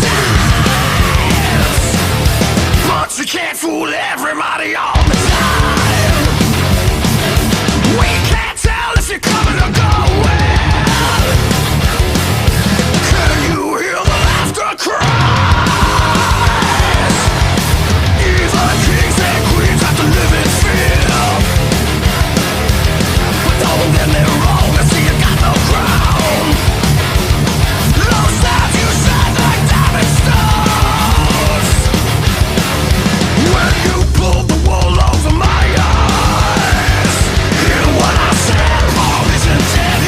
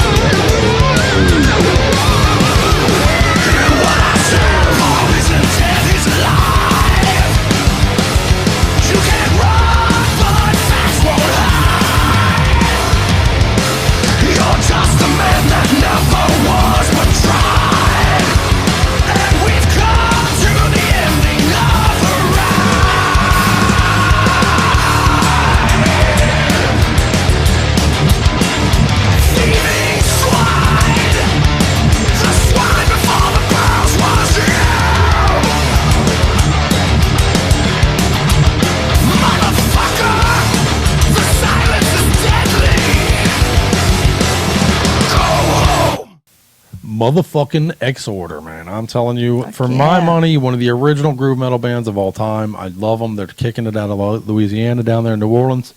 And you can just feel that. You can feel New Orleans in their jams, man. There's like, you take metal and put it in the Louisiana swamps, and then fucking Exorder is what came out, you know? And thank the fucking metal gods for that. All right, so let's move on to a little bit of goofy stuff. I will tell you that I saw this week that Netflix has announced what's coming in March. You know, we're big Netflixers around here. Of course, everybody in the world's Netflix. Everybody in the world is, yep. It's kind of what we do. And I do like to talk to you. You know, I will tell you, I've talked to a lot of people in the last few months on our social media pages about movies. We get into movies a lot. It does seem to be there's a heavy crossover between metalheads and movie buffs. I think so. It's a form of art, and I really appreciate it. Yeah. We love movies. We love metal. We love stand-up comedy. We love all our forms of art around here. And speaking of movies, though, Jessica Snyder, our friend, I thought we were friends. Suggested a Serbian film to me in one of our conversations on social media, and I watched the uncut director's version of that. And I'm just going to tell you, I may do a review of that movie actually at some point, but crazy. That's the most bananas fucked up movie. She couldn't even handle me telling her about it. She didn't even watch it. I just told her about it, and she was done for 2 days. That's a fucked up movie. But it did kind of lead me to thinking about between the new Netflix movies that are coming out, which is like Shawshank Redemption, by the way. Outbreak. I love that movie. Great movie, Outbreak, with Dustin Hoffman, Morgan Freeman. There's what else? There's quite a few. I think I wrote down some of them here. Don't you talk about it? Yeah, I do. Well, yeah, there you go. Let's go ahead. It basically what happened was seeing the Netflix announcement for movies led me down thinking about some of the movies that were before my era. You know, we all grew up thinking the movies of our time were the greatest. And well, I'll tell you what. Here you go. Let's check out the video. What do you think? I made a goofy little video for you guys for movies from the '60s that we all got to see before we die. I hope you agree and I hope you like it because I kind of worked my stupid dick off on it. So here you go. So I noticed that there are some classic films from my era about to show up on Netflix this month. Goodfellas, Donnie Brasco, The Shawshank Redemption, Outbreak, There Will Be Blood, and more. And it got me thinking. I am a movie freak, and I have found that engaging with many of you on social media, a lot of you are as well. I was thinking about the movies that I grew up with. The Star Wars and the Terminators and the Alien and Predators and all of those fucking films that I grew up with. I grew up believing were the greatest movies of all time. But you know what? Everybody grows up thinking that. No matter if your era was before ours or after, you grow up thinking your movies are the best of all time. And I remember the first time I ever saw One Flew Over the Cuckoo's Nest. And it changed my life. It was just a great movie. And it was the first time I really thought to myself, wow, there's a whole world of movies that I've kept myself from through sheer ignorance, and I can't allow that to happen. So at that point I really started to dive into movies from before our time, you know, movies from back in the black and white age, and I've really found some gems along the way. And the reason we're going to do this little piece we're doing today about the 60s is because my favorite movie of all time was from the 60s, and it's number one on our list, of course. So this little PSA for all of you metalheads that are also film buffs like I am, here you go. 10 movies from the 60s that every motherfucker must see before you drop dead on this planet. Alright, that means since we're doing the 60s, we're diving right into the decade of peace, love, and quaaludes, dude. The counterculture was on high, and the youth were all jacked up on LSD and protesting the war and the powers elite. While middle America gasped in horror at the levels of free love our teenagers were capable of, as well as the violence. And for all of the press the 60s got for being the decade of free love, it was also one of the most violent decades in our nation's history. Set in this backdrop were a number of young filmmakers looking to make their mark in the cinematic universe, and man, several of them did exactly that. Which is what brings us to this, the Crips list of 10 movies from the 60s that every human being must see before you die. First of all, let me start with my unpopular opinion. 2001, A Space Odyssey will not be on this list, and I fucking love Stanley Kubrick, and he will be represented on this list. I love a good slow burn, but 2001 was so fucking slow that it puts you to sleep in my opinion. I'm sorry, I know some of you are gonna hate me for this, and I'll give you, it was beautifully shot, and it's a movie you should probably see, but I didn't include it on my list because it's fucking goddamn snails on my dick slow. So, let's get on with the fucking list of movies that you do need to see. Starting with number 10.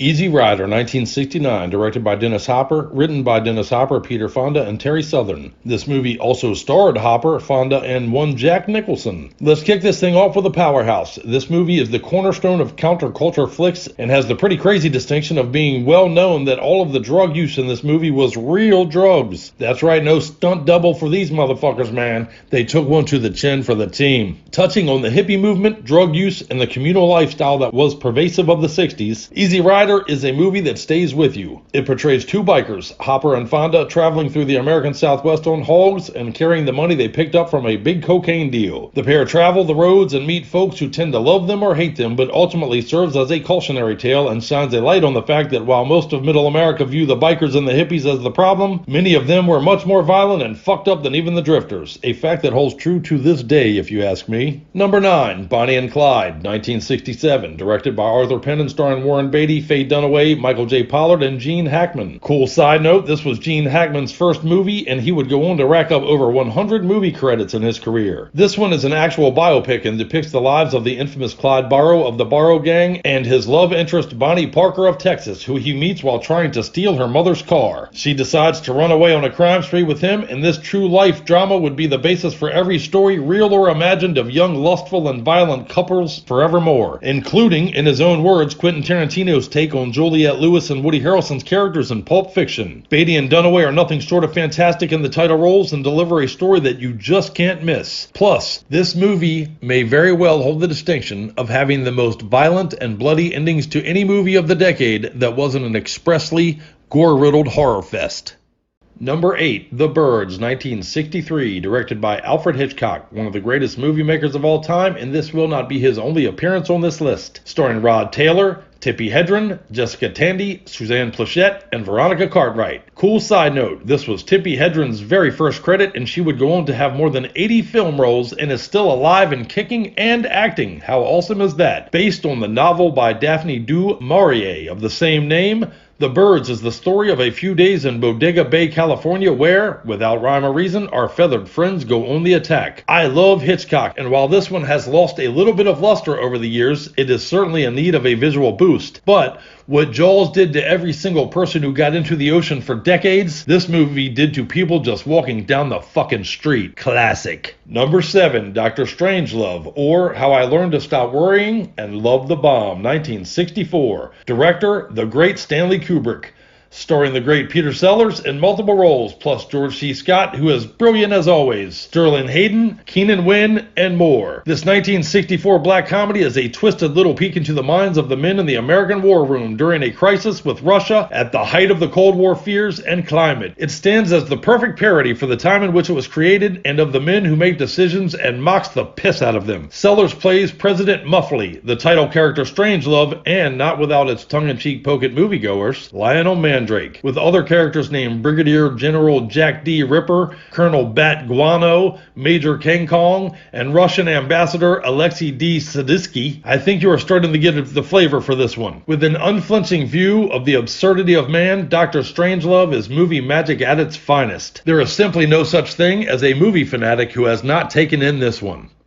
And for number 6, I cheated a little bit because I'm throwing 3 movies at you here, and that is the first 3 James Bond movies. Dr. No, 1962, From Russia with Love, 1963, both directed by Terrence Young, and Goldfinger, 1964, directed by Guy Hamilton, starring Sean Connery as the great title character. This, ladies and gentlemen, was the golden era of James Bond films. I am a fan of all of them for the record, and I think I forgive even the bad ones because they are fucking James Bond movies, and because these 3 movies exist, and they are the first 3. Sean Connery was the best Bond for my money, gang, and he was the perfect combination of suave and badass. The Roger Craig, who I do like, don't get me wrong, but this generation of Bond fans have lost that. That cool as a cucumber way Connery played Bond was fucking brilliant and unparalleled. Plus, Dr. No gave us the gorgeous Ursula Andress as Honey Rider, a role so sexy and iconic that her poster from this movie adorned the walls of the entire nation's teenage boy population for a decade. And let's not forget that Honor Blackman had the coolest character name in the history of movies in Goldfinger. Pussy galore. Enough said. Go see these shits. Number 5, Butch Cassidy and the Sundance Kid, 1969. Directed by George Roy Hill, who is behind some of my favorite movies of all time. He not only directed this classic, he also did The Sting, which was another Robert Redford and Paul Newman vehicle, but he also did Slaughterhouse-Five, which is a must-see movie. He was behind The World According to Garp as well, which is maybe my favorite tear-jerking comedy of all time with the late great Robin Williams. Butch Cassidy stars Robert Redford, Paul Newman, Catherine Ross, Strother Martin, and Jeff Corey. This is a western based extremely loosely on the real lives of outlaws Robert Leroy Parker, who you all may know as Butch Cassidy, and Harry Longabaugh, or the Sundance Kid, who are on the run from a posse of lawmen after they have gotten away with a string of train robberies. The film follows the pair, along with Sundance's lover, Etta Place, played by Ross, as they attempt to flee to Bolivia to escape persecution in Wyoming and renew their criminal activities. In the final scene that has been borrowed from so many times that it is somewhat tired in modern films, the balls-to-the-wall ending of this one still holds the guts and glory of the best films and best film endings of all time. Go see it today. And here comes that Hitchcock fella again. Number 4, Psycho, 1960. Director, Alfred Hitchcock. Starring Anthony Perkins, Vera Miles, John Gavin, Martin Balsam, and one of the original Scream Queens, Janet Leigh. Mother to one, Jamie Lee Curtis. Speaking of which, see Knives Out immediately, people. That movie is fantastic. Countless spin-offs, parodies, and even a TV show centered around the origin story of the one and only Norman Bates has come along since the original classic. And while many are very good, none of them can quite capture the intrigue of this masterfully applied burn that Hitchcock uses to unfold this tale into our laps. Norman Bates doesn't get quite enough love among the great movie murderers, in my opinion, and none of its peers, the Chainsaw series, the Friday the 13th series, or any of the other greats that get all of the attention can hold a candle to this one. With an early, twisted take on everything we now take for granted about serial killers, from voyeurism to obsessions with one's mommy, this one broke all of that ground, and then punched you in the face with it. While many claim to have seen the ending coming who have seen it in its later years, that is only because the Hitchcockian approach has been so stolen since then. But let me tell you, moviegoers in the 60s, when the ending came to this one,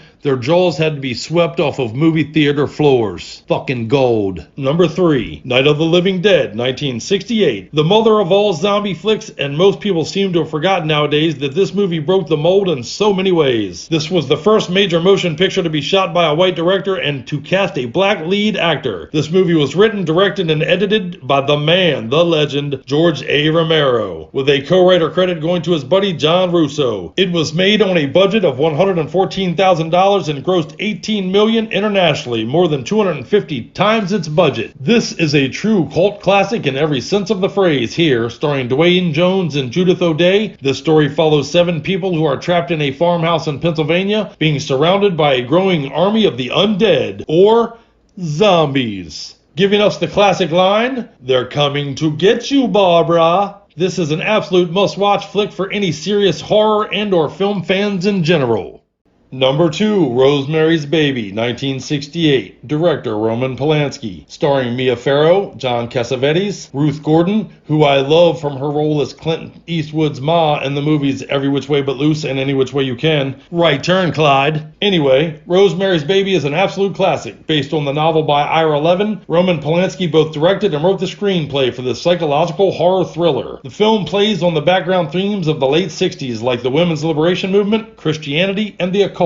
Rosemary, played by Mia Farrow, and her husband move to the Branford apartment building in New York City, where Guy, played by John Cassavetes, is trying to make it as an actor. After Guy gets his first big role due to an accident that causes the original actor to go blind, he and Rosemary decide that she should have a wee little baby. What follows is some demon dick, or some Bill Cosby devil donging, if you will, and from there the tension builds like a water bead on a knife's blade. This is a must-watch movie, and a generation of film enthusiasts will notice tons of themes that have been borrowed from Roman's work over the years. Crazy side note, Roman Polanski married Sharon Tate in January of 1968. Rosemary's Baby came out in October of 68, sometime during which he got his wife pregnant. And as you all sadly know by now, a pregnant Sharon Tate was one of the 5 people murdered at Polanski's Los Angeles home on August 9th, 1969 by cult leader Charles Manson's followers.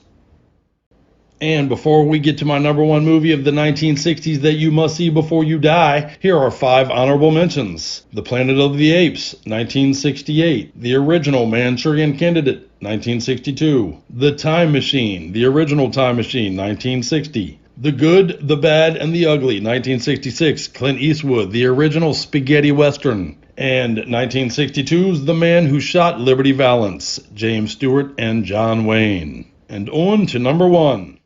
And number one, and the reason we chose the 60s for this little list here is Cool Hand Luke, 1967. Director Stuart Rosenberg, starring Paul Newman and George Kennedy and more. All right, now I could, and maybe someday I will do a video on just prison movies because it is almost its own genre at this point. And there have been some greats too, Escape from Alcatraz, Brubaker, The Longest Yard, Stir Crazy, and of course Shawshank that we already mentioned is going to be on Netflix this month. But another great one is Bad Boys from 1983. Not the Will Smith Martin Lawrence vehicle, but rather the prison drama that starred a 23-year-old Sean Penn, who by then was playing his 6th role as a teenager after turning 18, including what might be my favorite role of his of all time when he was in Fast Times at Ridgemont High, a year before this one, by the way. Alright, I got a little sidetracked. Let's get back on track. Cool Hand Luke. This movie is widely hailed as an anti-establishment movie, being that it came out during the growing hippie movement and the subsequent anti-war sentiment that was growing across the country. Much like Easy Rider, and the running theme centers around the question of conforming to the system and falling in line or becoming one of the conformist sheep. Set in the 1950s, Paul Newman plays Cool Hand Luke Jackson, who is sentenced to 2 years in a prison Florida chain gang. Due to repeated run-ins with the guards and at first his fellow inmates, Lucas's individuality and resistance to conform to the rules makes him a character you can't help but root for, but also one that can't help but try to escape over and over again. This movie has laugh-out-loud moments and moments that will tug at your guts, and once you watch it, it will never leave you. Add in an outstanding and Oscar-winning performance from George Kennedy of Naked Gun Police Files fame as the jailhouse badass dragline, and this movie sets the bar for all prison flicks. Cool Hand Luke is sometimes credited with being the father of prison movies, which it is not, but when referred to as the best, I think that is spot on. And if you don't agree, I think we're having us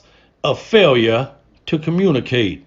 That line, by the way, is listed as the American Film Institute's 11th most memorable movie line of all time. Plus, Cool Hand Luke has a perfect 100% rating on Rotten Tomatoes. Cool side note here, this might be Paul Newman's best role in a career that includes more than 80 films. Yeah, hear that again, over 80 films, that is crazy. Cool Hand Luke ended up grabbing 4 Oscar nods, and if you think Newman's 80 film credits are impressive, when Kennedy passed away in 2016 at the age of 91, he had an unbelievable 186 actor credits to his name. Wowzer. Make sure that Cool Hand Luke is at least one of them that you see before you die. And here you go. Those are your films of a great decade that you must put in your head before you leave this planet. Much love, much metal. This has been a Metal-O-Mania report from the crypt.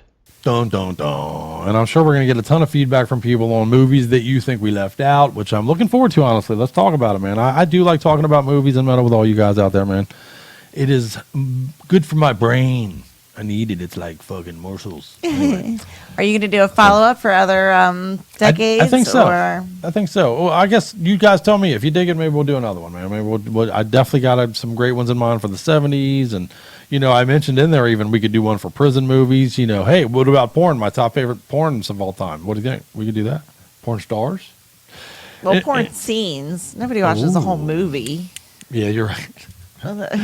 You're right. What was it? Didn't we see that on something recently? Like hotel bills, you pay $20 for the movie, and it averages people end up watching 12 minutes or something. And it's funny. You're like, it actually tells you how long you watched it. When you pay for your porn movies in the hotel, they know how long you watched it, man. Let it run. Jack off and then go take a shower. Let it run, man. It looks better. There's tips from the crypt. That's so funny. All right. So what's up?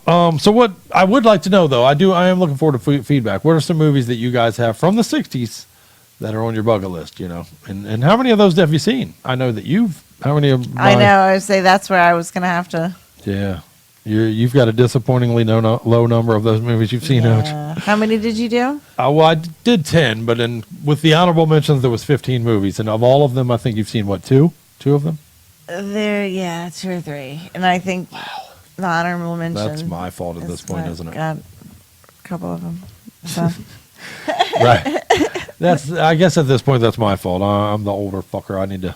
I'm gonna like Clockwork Orange. I'm gonna put you in a room and put fucking things in your eye. Ooh, that would be on my '70s movie list. Clockwork Orange. That's a great movie. But you know what? I've beat your brains in enough with the movie talk, and yeah, toothpicks right in your eyes, man. Everybody knows that scene. But let's play some Havoc. As a matter of fact, we've reached out and talked to these guys, man. I'm really hoping to get them on the show. This new release is coming, and I can't fucking wait. It's going to be their 5th full-length album, and it's called V for 5. And of course, they are from Denver, Colorado. Yeah, for 5. Yeah, you know, V baby. They're truly badasses, though, man. I'm a huge Havoc fan. It would mean the world to me if we get them on the show. So I hope we can. Keep your fingers crossed. Matter of fact, everybody go tell them to do the show real quick after the show's over. Go tell Havoc to do the show. We'll wait till. All right, well, get back to me. But let's play Phantom Force, which is the song they've released off of the new release already, and it's fucking just killer, man. Badass metal. Metal-O-Mania. Much love. Much metal. She knows. It's exhausting being the ultimate fuck machine. I may have bitten off more than I can fuck.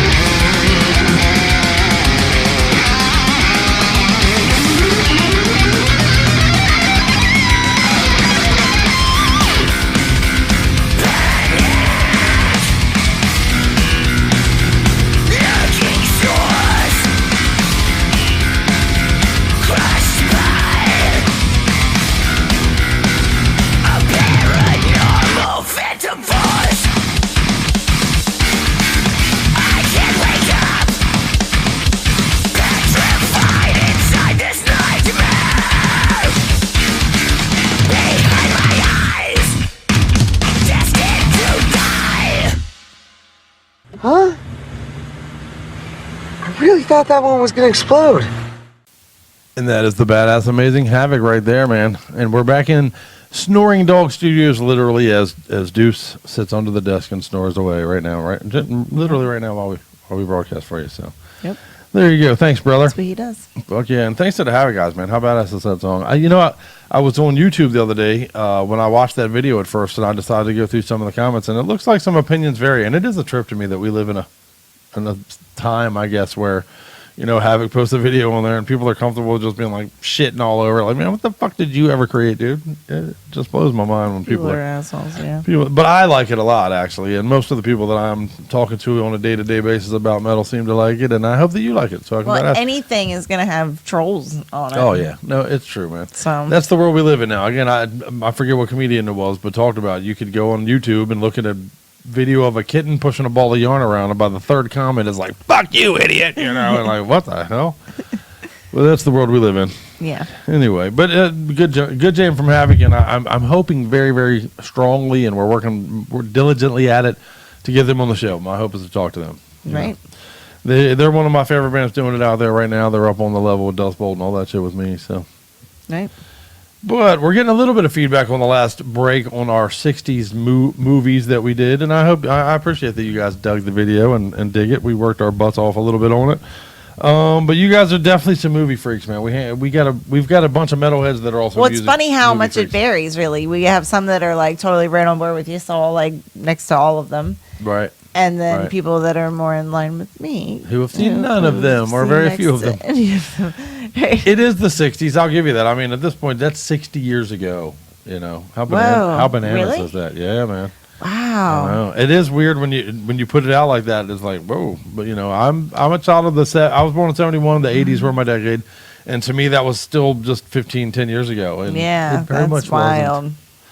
Wasn't. But time goes flying by. But we appreciate your feedback. Keep it coming, and again, we'll maybe do something.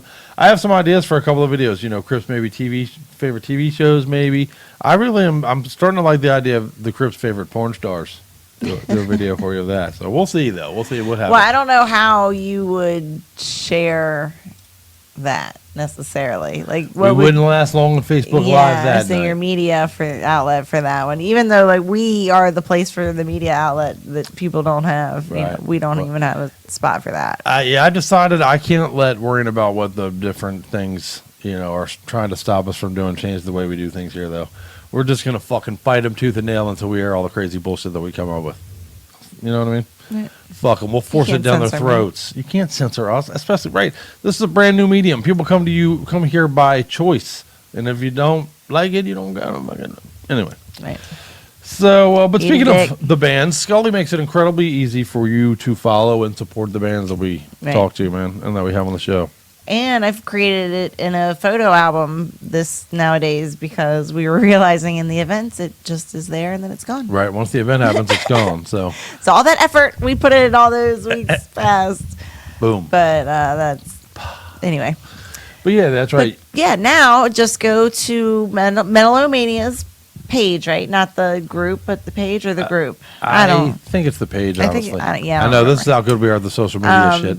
Right, we got two of them and one of them. The one that's not the picture of us. Right. So I think that's the group.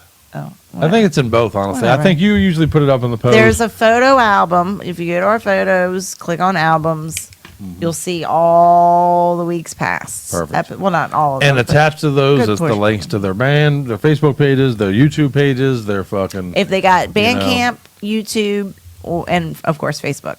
Killer. It's right there for you. Killer. Awesome. You rock, Scully. I appreciate that. Yeah. And that is, again, what the show is all about, is supporting bands, supporting the shows. And, we have taken to giving you guys to send in your flyers every week. And you send us in, and we usually just flash them at people and let them kind of read them. And I do hear feedback like, man, that shit, I'm watching your show on my phone. I can't read no fucking flyer. Yeah, it's difficult to do. I see that. Right. So this week I made a little clip of the flyers. That way you can give you the details and, what do you think? So just listen up. There we go. Let's run that real quick. Okay. You down with it? Yep. Pay attention. Boom.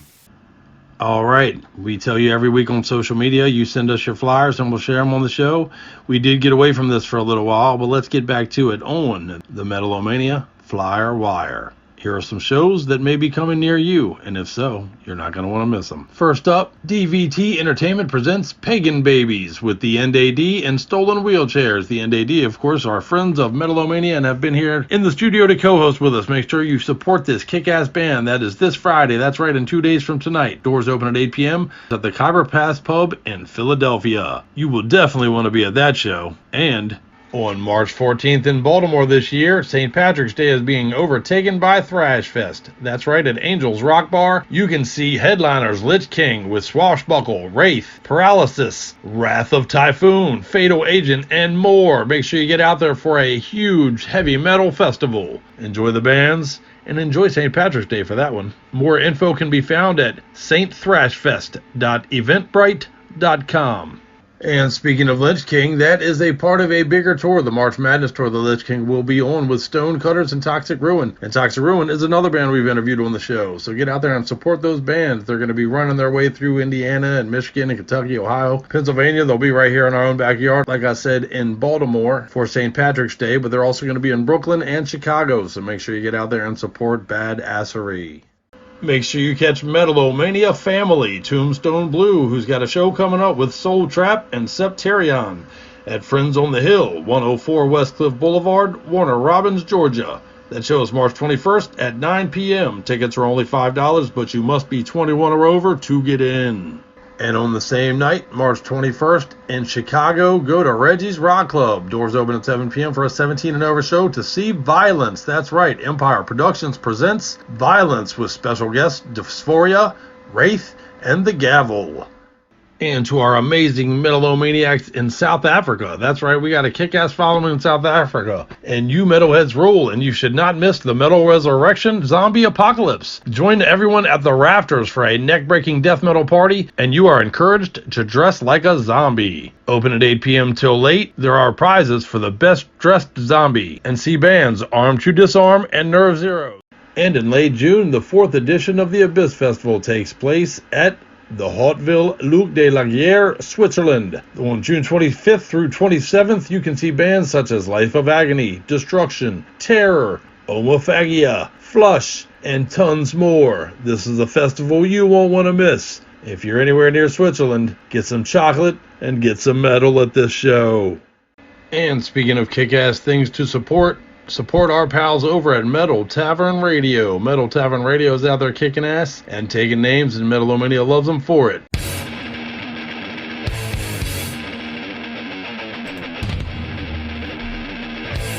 Hey there, this is DJ Noodles. And this is DJ Neko from the Metal Tavern Radio Podcast. And you are listening to Crypt and Scully on Metal-O-Mania.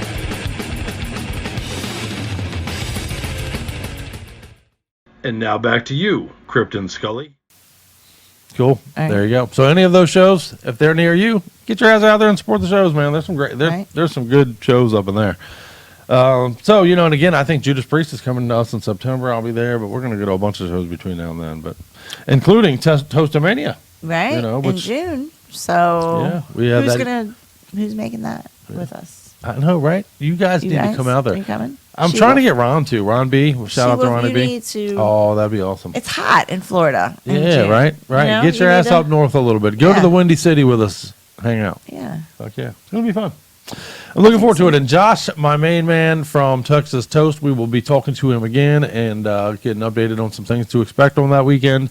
But there's like a whole brand new setup on Friday night that he just put together, man. It's going to be insane. So you're going to want to be there. As we told you in the flyer thing just now, you're going to want to be there. So check it out. All right. So what do we got next, my love?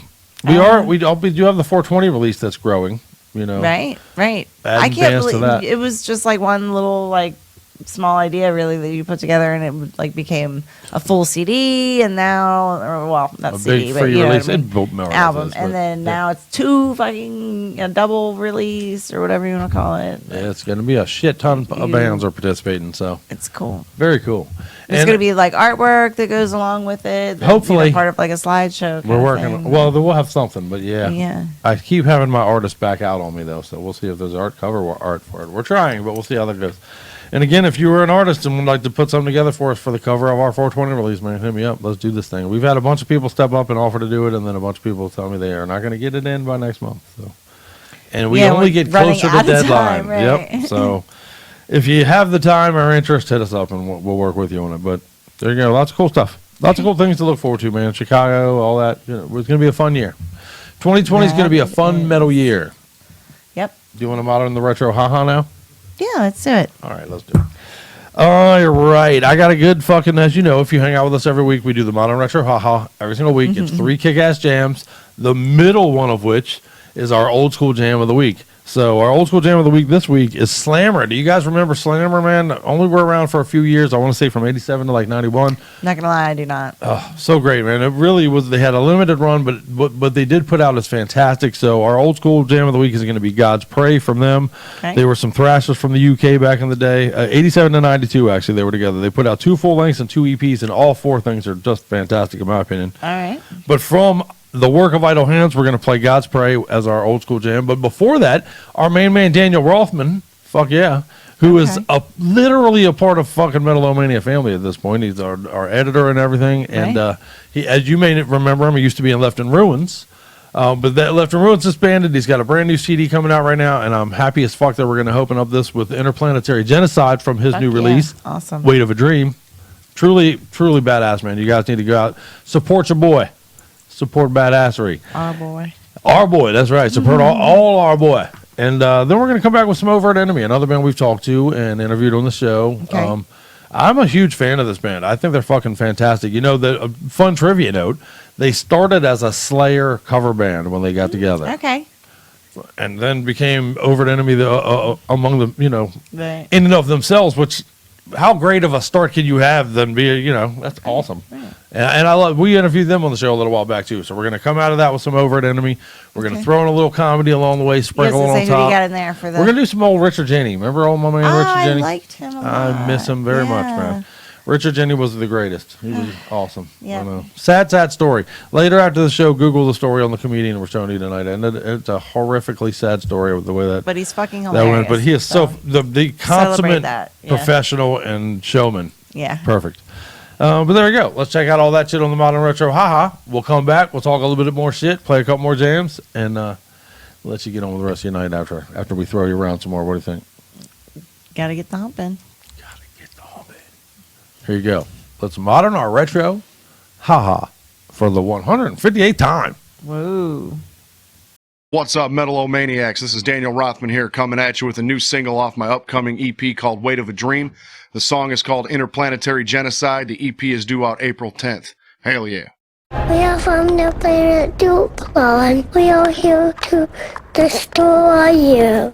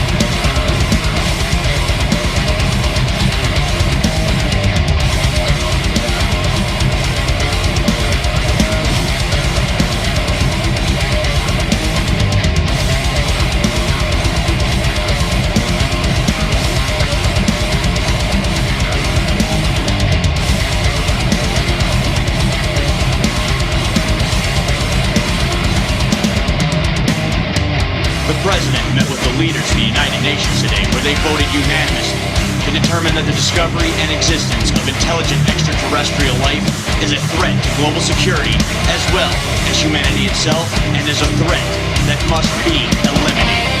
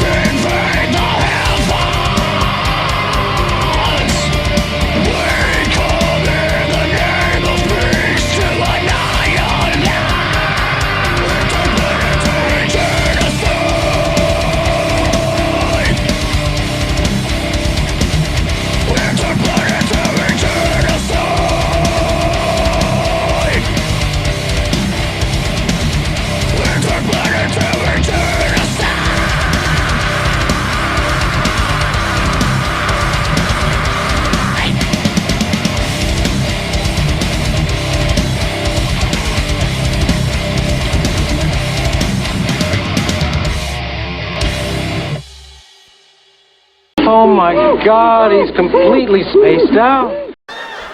Click. Late night TV is the place to be if you want to lose weight. Any fat people here? I didn't think so. Let's move on.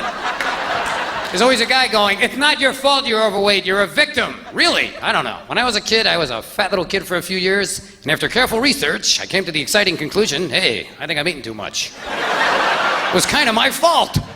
You know who should have a late night diet plan? Some idiot from my old neighborhood in Brooklyn who's too stupid to lie. A little tough love, some guy with the Joey Falco diet plan. Just a regular moron on TV in the middle of the night, click, hey, how you doing? Thanks for tuning in. Hey, listen, if you're overweight, you gotta try my diet plan. It's worked for millions of people with your problem. It's called Stop Eating, You Fat Bastard. Come here, I'm serious. Now, here's a guy who writes me a letter. He says, hey, Joey, how do I know if I am a fat bastard? That's a very good question. Here's 3 ways to know. 1, when you go to a buffet, do the waitresses put on riot hats? Does that happen to you? 2, do you ever find yourself short of breath after combing your hair? 3, do you ever put money in your front pocket and then realize you ain't wearing no pants? Chances are you're a fat bastard. So you send me, Joey, $1 and I'll send you my tape. It ain't videotape, it ain't audio tape. You know what this is? Scotch tape. Take a piece and put it over your mouth so the friggin' ice cream can't get in there, and watch the pounds melt right off you. Try it for 30 days. If it doesn't work, fuck you, you're not getting the money back. All right? Because you lied. You kept eating, you fat bastard. You want the money back? I'll make you a deal. Come on, try and catch me. Look, you can't even run, you're such a fat... Oh, now you fell down. This is a disgrace. Act now and I'll send my other tape. Stop smoking, you stupid bastard.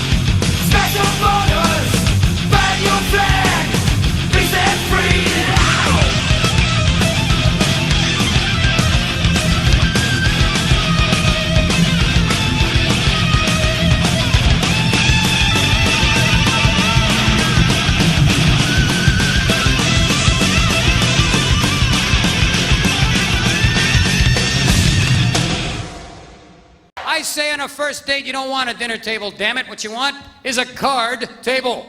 A man and a woman meet up at a card table. Write down all their emotional problems on little cards and take turns slapping them on the table and being honest. First date, the guy's got his card, he goes first. He goes, hi, I'm Bob, and I'm a Scorpio. She goes, hello, I'm Sally. I'm a psycho. Okay. My father locked me in the closet when I was 5 years old. My dad came out of the closet when I was 7 years old. I'm self-centered and obsessed with my appearance. I'm from Los Angeles also. All right.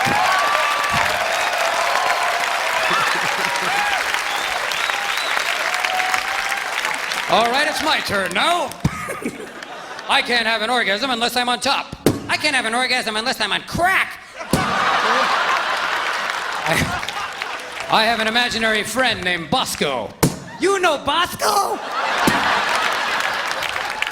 I'm neurotic. I need to see other people. I'm schizophrenic. I am other people. Okay, take a spot. I'll be fine. I'm gonna go now. Okay.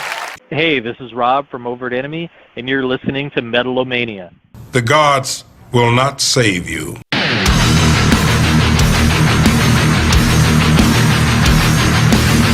Famine and disease devoured tribes in this wasted land. Pestilence delivered unto us by our own hand.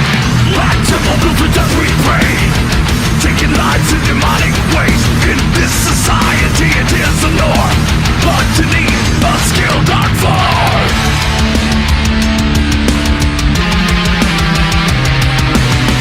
Take together the walk of death, bloody steps to your last breath.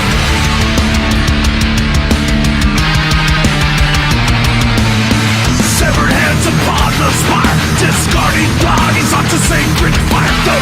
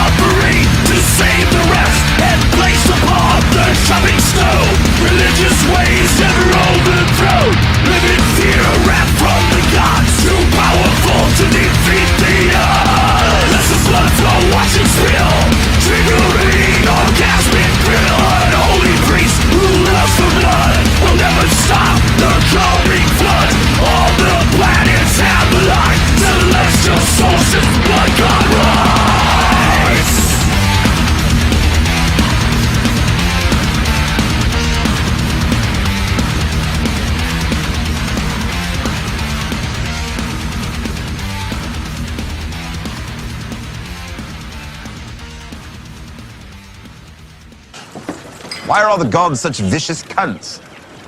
Where's the god of tits and wine? Boom. We hit you with a 2-piece early. We hit you with a 2-piece late, which will be coming up in just a few minutes. But man in the middle, that 3-piece combo is pretty nice too, isn't it? Mm-hmm. You can't say you didn't leave here fucking full and fat on metal after we get a hold of you every week, you know? And laughing and having a good time. Hopefully. Hopefully, that's what we're shooting for. Right. We may miss the mark on occasion, but I think for the most Whatever. part we're dipshits, and that works. It's a metal show, you know. You don't have a good sense of humor. There you go. That's on you, motherfucker. So if you, I can think I like that. Yeah. If you don't find us funny, what the fuck is wrong with you? You know, Right. I like that. I'm gonna use that. Yeah. Okay, so those were some great songs. Again, Daniel Rothman, man, support that dude. Part of the Metal-O-Mania family. Pick up Weight of a Dream. It is truly kick-ass, man. Right. I've been able to peek into, you know, and I tell you that brings me to we are so fortunate in the driver's chair, I guess, that this show has put us in on some cool stuff that we're able to check out before the regular public is, man. You're not allowed to talk about it though. No, I can talk about it. I just can't share it. Oh, but I will tell you, there's new Angerhead coming, you guys. And them dudes were so awesome to let us take a sneak peek at. Well, I cannot share that yet because it's not to that date and whatever, all the legal bullshit reasons. But I'm going to tell you, be excited. Oh yeah, be excited. Angerhead's badass, man. We talked to them guys a couple times on the show. I'm a huge fan of Eric Beard and them dudes over there, man. Kicking ass. All right, so, you know, I have been in and out of as you know, I'm in hell right now. And I've been in and out of the doctors. I'm sorry, I'm not laughing at that. Yes, you are. But it's all right. It's all right. I get it. But I've been in and out of the doctors all week long, man. And I got a question for you. What? And I want to know actually if this affects just men or women or whatever. But first of all, in a dentist, I won't lie to you. It's been a minute since I went to the dentist, so I wasn't looking forward to it. Nobody looks forward to going to the dentist, but I was definitely not looking forward to it. But in walks literally a 6-foot Nordic blonde to clean my teeth, man. Why is it whenever I'm doing something medically that's 10. super embarrassing? Yeah, dude, on a scale of 1 to 10, here comes an 11. Like, hi, how are you today? Like, motherfuck, you know? And I'm curious, does that affect women? Are you, if you're in the dentist or certainly the gynecologist, which I would think, you know, I can't even imagine what y'all go through for that. but when you're there, I mean, it doesn't make a difference if a studly guy comes walking in like, oh man, I'm going to pull out my cooter to fucking Superman over here, and you know, I am not feeling good in this office environment. Does that happen, or does it matter? I mean, if you're about to pull your pants Stuff down out. to it, you know. I'm going to expose myself to this human being. Somebody that's completely attractive. But does, right? If you know ahead of time and you're prepared, you know what I mean? Well, I guess, are you there for like a routine checkup or are you there for a problem? Well, yeah, that's the problem. You're usually, well, I'll tell you what it brings to mind is when I had my vasectomy years ago. Right. I went in to have my vasectomy, and I don't know how many of you have had this procedure done, but they literally pull your dick up and tape it to your stomach so that your balls are sticking out taut for them to be able to, you know, go at them. Right. And so I'm in the waiting room, and they send somebody in to shave that area and tape my dick to my stomach. And it's this girl, Nicole, that was a cheerleader I went to high school with, who I used to, of course, had a giant crush on. And like, hi, Nicole. You know, you know, and I don't give a fuck how badass you think your shit is. You are not looking your best in a cold surgical steel room where they're about to do medical things to it. You know, Mr. Happy was hiding. I think I made 2 hours worth of jokes about how cold it was in there. And I'm pretty sure not one of them was a joke she hadn't heard 100 times. Right. I was going to say, she was like, oh my God. Yeah, more do I of really this, got to hear like- this every time? That's, you know, that's the worst part of the job. It's not like the shaving the dude's balls. It's not, you know, taping your dick up. It's having to fucking listen to those fucking stupid ass jokes. I'm and fucking sure, dude. shit Yeah. that I'm sure. every man is, because it's just your, you know, anxiety, basically. It is. You're uncomfortable. It's so human you're- nature to do it, right. but it's human nature to be annoyed by it. I'm sure that nurse so does funny. think, oh, if I hear one more fucking joke about how cold it is in here by one of these assholes, I'm going to cut a fucking dick off. You know, but I was probably just like if you're a convenience store. I wonder how many times convenience store clerks, you know, when you go to scan something and it doesn't scan right away, every person in the world says, must be free. You know, and I'm wondering how many times they think, oh, I'm going to cut this motherfucker's throat. Like, you're the 300th person to say that shit today. You are not original. I'm sorry to tell you. You know, I'm going to cut a throat, you know. What do you think? Yeah. There's certain key things that you're always going to hear no matter what. So right. yeah, And you know, like particular to your job, you know. Oh yeah. Oh, I'm sure all mechanics get it. I'm sure everybody has one. What are yours? What is the question you get because of your job that you're like, man, I'm so sick of this stupid question. I'm sure there are some of that, but it's or pretty because crazy. of your name, maybe. Oh right, yeah. You know, I bet you get a lot of like that. A weird Well, name, for instance, you know, we talked about Cool Hand Luke earlier, Uh-huh. being my number one movie from the '60s. You have to see. We have a very good friend whose name is Paul Newman. You know, same as the actor from Cool Hand Luke, and we call him Cool Hand Luke every time I see him. His name is Cool Hand Luke. Yeah, He's but in my phone you're as Cool like Hand the Luke. only one, though. You know. So because I'm old. I think that was an age joke. No, but what I'm saying is like you were basically trying to say like everybody calls him, you know, Cool Hand Luke or you know something like that because like his name is Paul Newman. I'm sure it's but me. no, that's not correct. You are the only one that calls him. Hey, I love you, Cool Hand Luke. You're good people, sir. You know, but I'm always in embarrassing situations in the doctors. Like I said, with that today, I had my teeth cleaned. Yeah. And then I had to go into the other doctor's office, and you set me up for fucking embarrassment.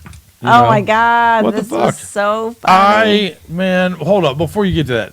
Every time I go to the doctor's, when I get home, she asks me 500 fucking questions about blah blah blah blah blah blah blah. Right? Did you cover everything? And you know, you got to pay fucking copays. You got to go in there. You know how hard it is to get a goddamn doctor appointment. You better fucking cover everything while you're in there. Right.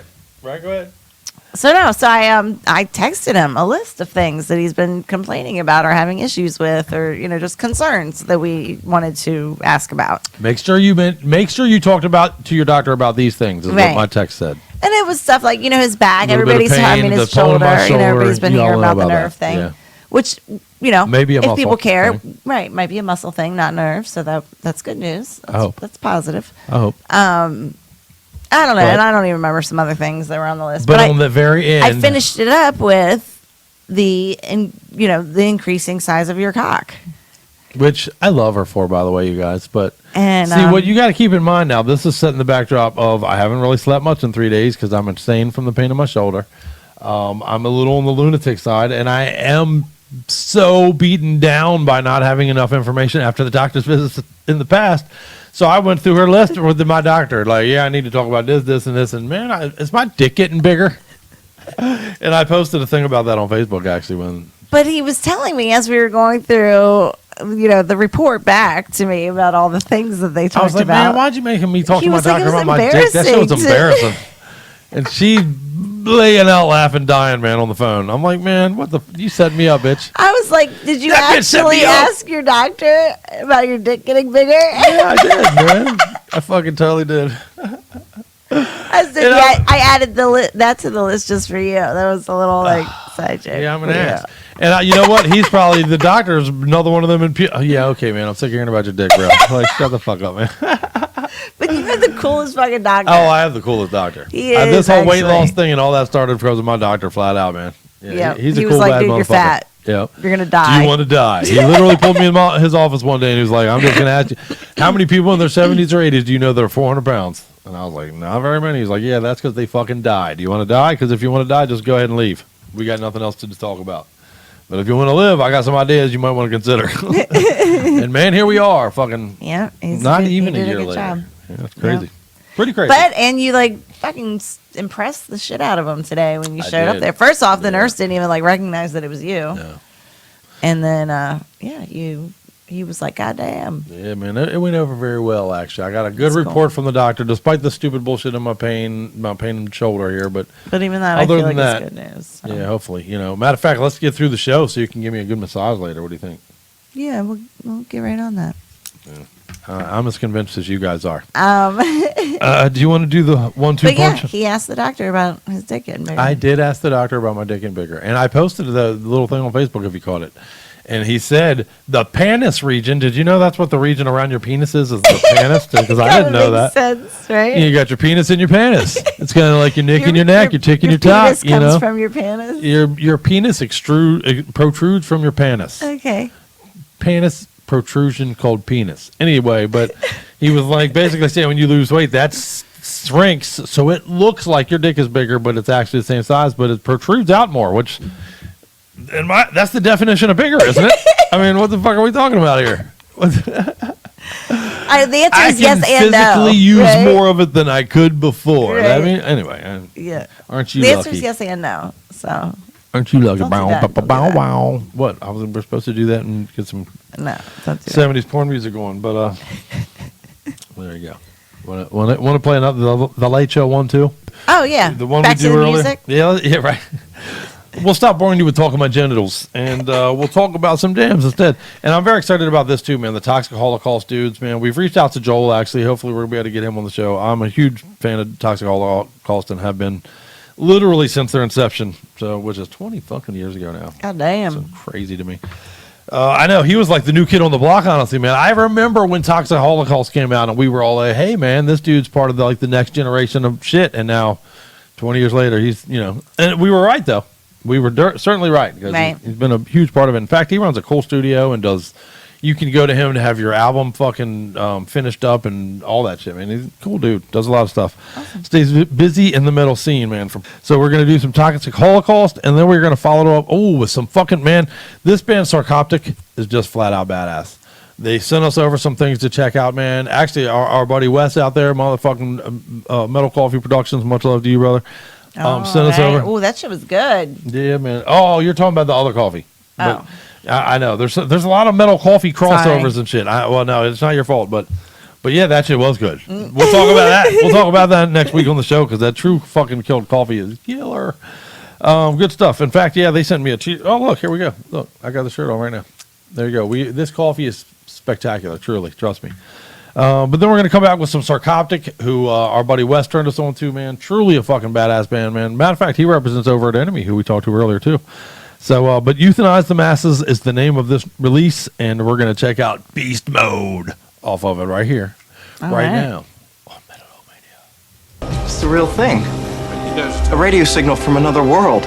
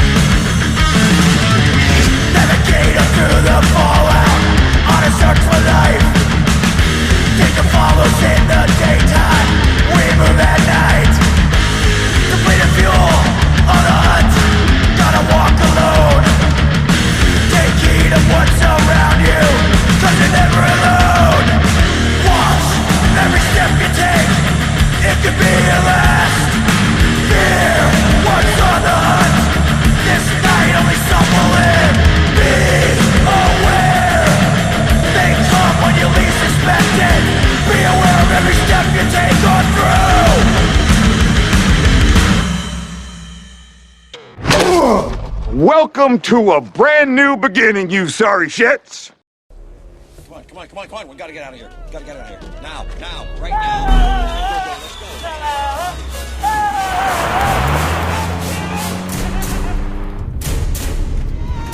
Must go faster.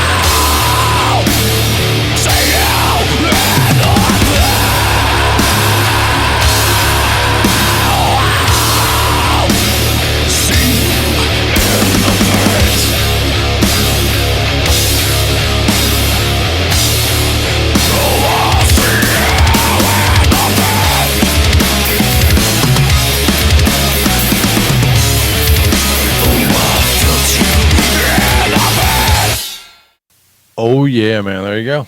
Kick ass shit, toxic, Holocaust, and sarcoptic. You cannot go wrong. Can't go wrong. Good stuff. Good stuff. And, of course, we throw goofy shit in between our combos all the time. So I hope you enjoy them little dumb clips we stick in there at you. I hope you dig them. They make me laugh. Little Mostly. Comic relief. Yeah, some of them cringe. You cringe at as many of them as you laugh at. Yeah. So. I can't show any of the videos of people falling and shit like that when she's in the studio. She freaks out. I don't want to see your fail videos. Yeah, some of them are tough. We talked last week about that, of not seeing death videos, but she doesn't even want to see your fall down videos. No, I don't want to see you fucking fuck up a set of steps. Yeah, right. Oh. Or get fucked up by a set of steps. But here you go. So, yeah, that brings us to the end of the show, unfortunately. We do have one more jam that we're going to get out of here on, which I will talk to you about in just a moment. They still got so much energy left.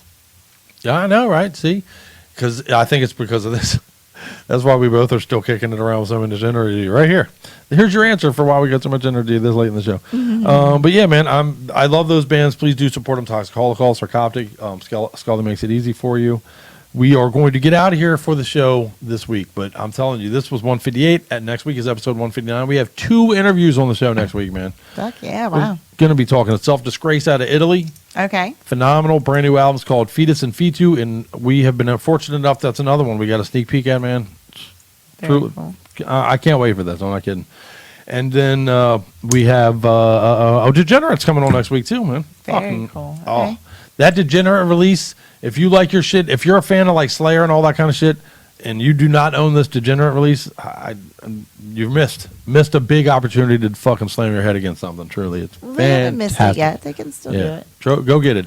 It's the one. It's got a bright yellow cover and says Degenerate on it. You can't miss it. It's really. Looking forward to talking to those guys as well. So let's get out of here on some Heaven Shall Burn. What do you think? Okay. This song is pretty wild. The video is pretty fucking. It's going to get in your guts, man. These dudes are very economic. Jesus Christ, I'm an idiot.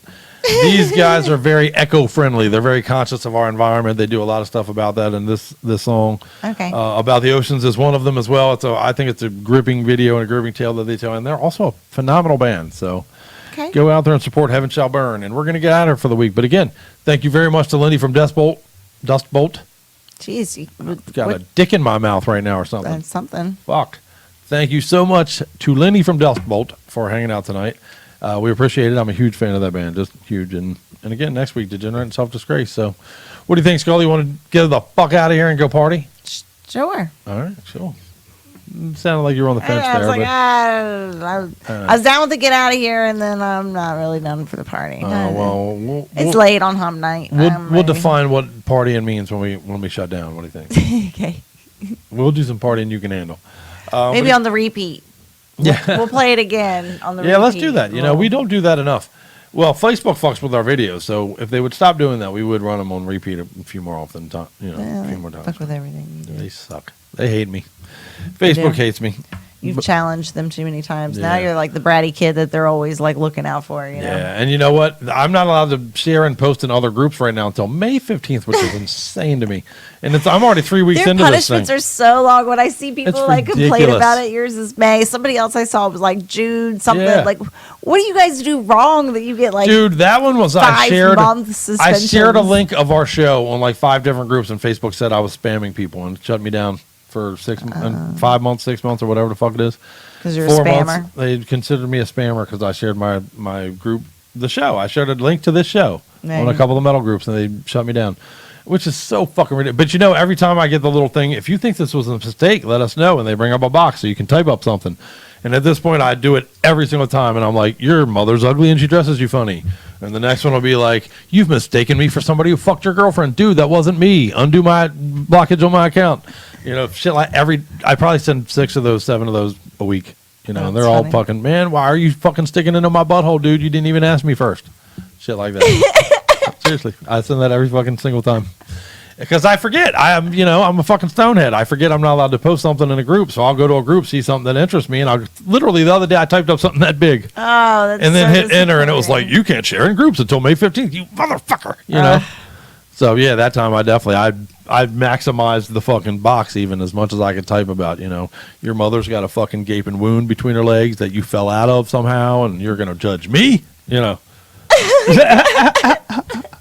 Seriously, you gotta think I'm kidding. Oh my but- God, you need to stop. Somebody's gonna knock on our door one day and be like, "Who Dude. is this fucking crypt guy?" Fuck them. Fuck them. That's what I say. Hopefully There's your Hopefully, I'll be at work. Yeah, right. There's your fucking moment. There's your lasting moment with the crypt to take with you for the rest of the week. Fuck them. There you go. And but when it comes to the oceans, don't fuck them. Listen to Heaven Shall Burn. Let's save them. Save them. Fuck yeah. Yeah. Fuck yeah. See you guys next week. Much love. Much better. My God, Pacific Ocean forever unclean! If you don't wake up, you're gonna die. Hi, this is Victor Sanchez from Crimson Slaughter. Thanks for the spread underground and keep fucking supporting metal.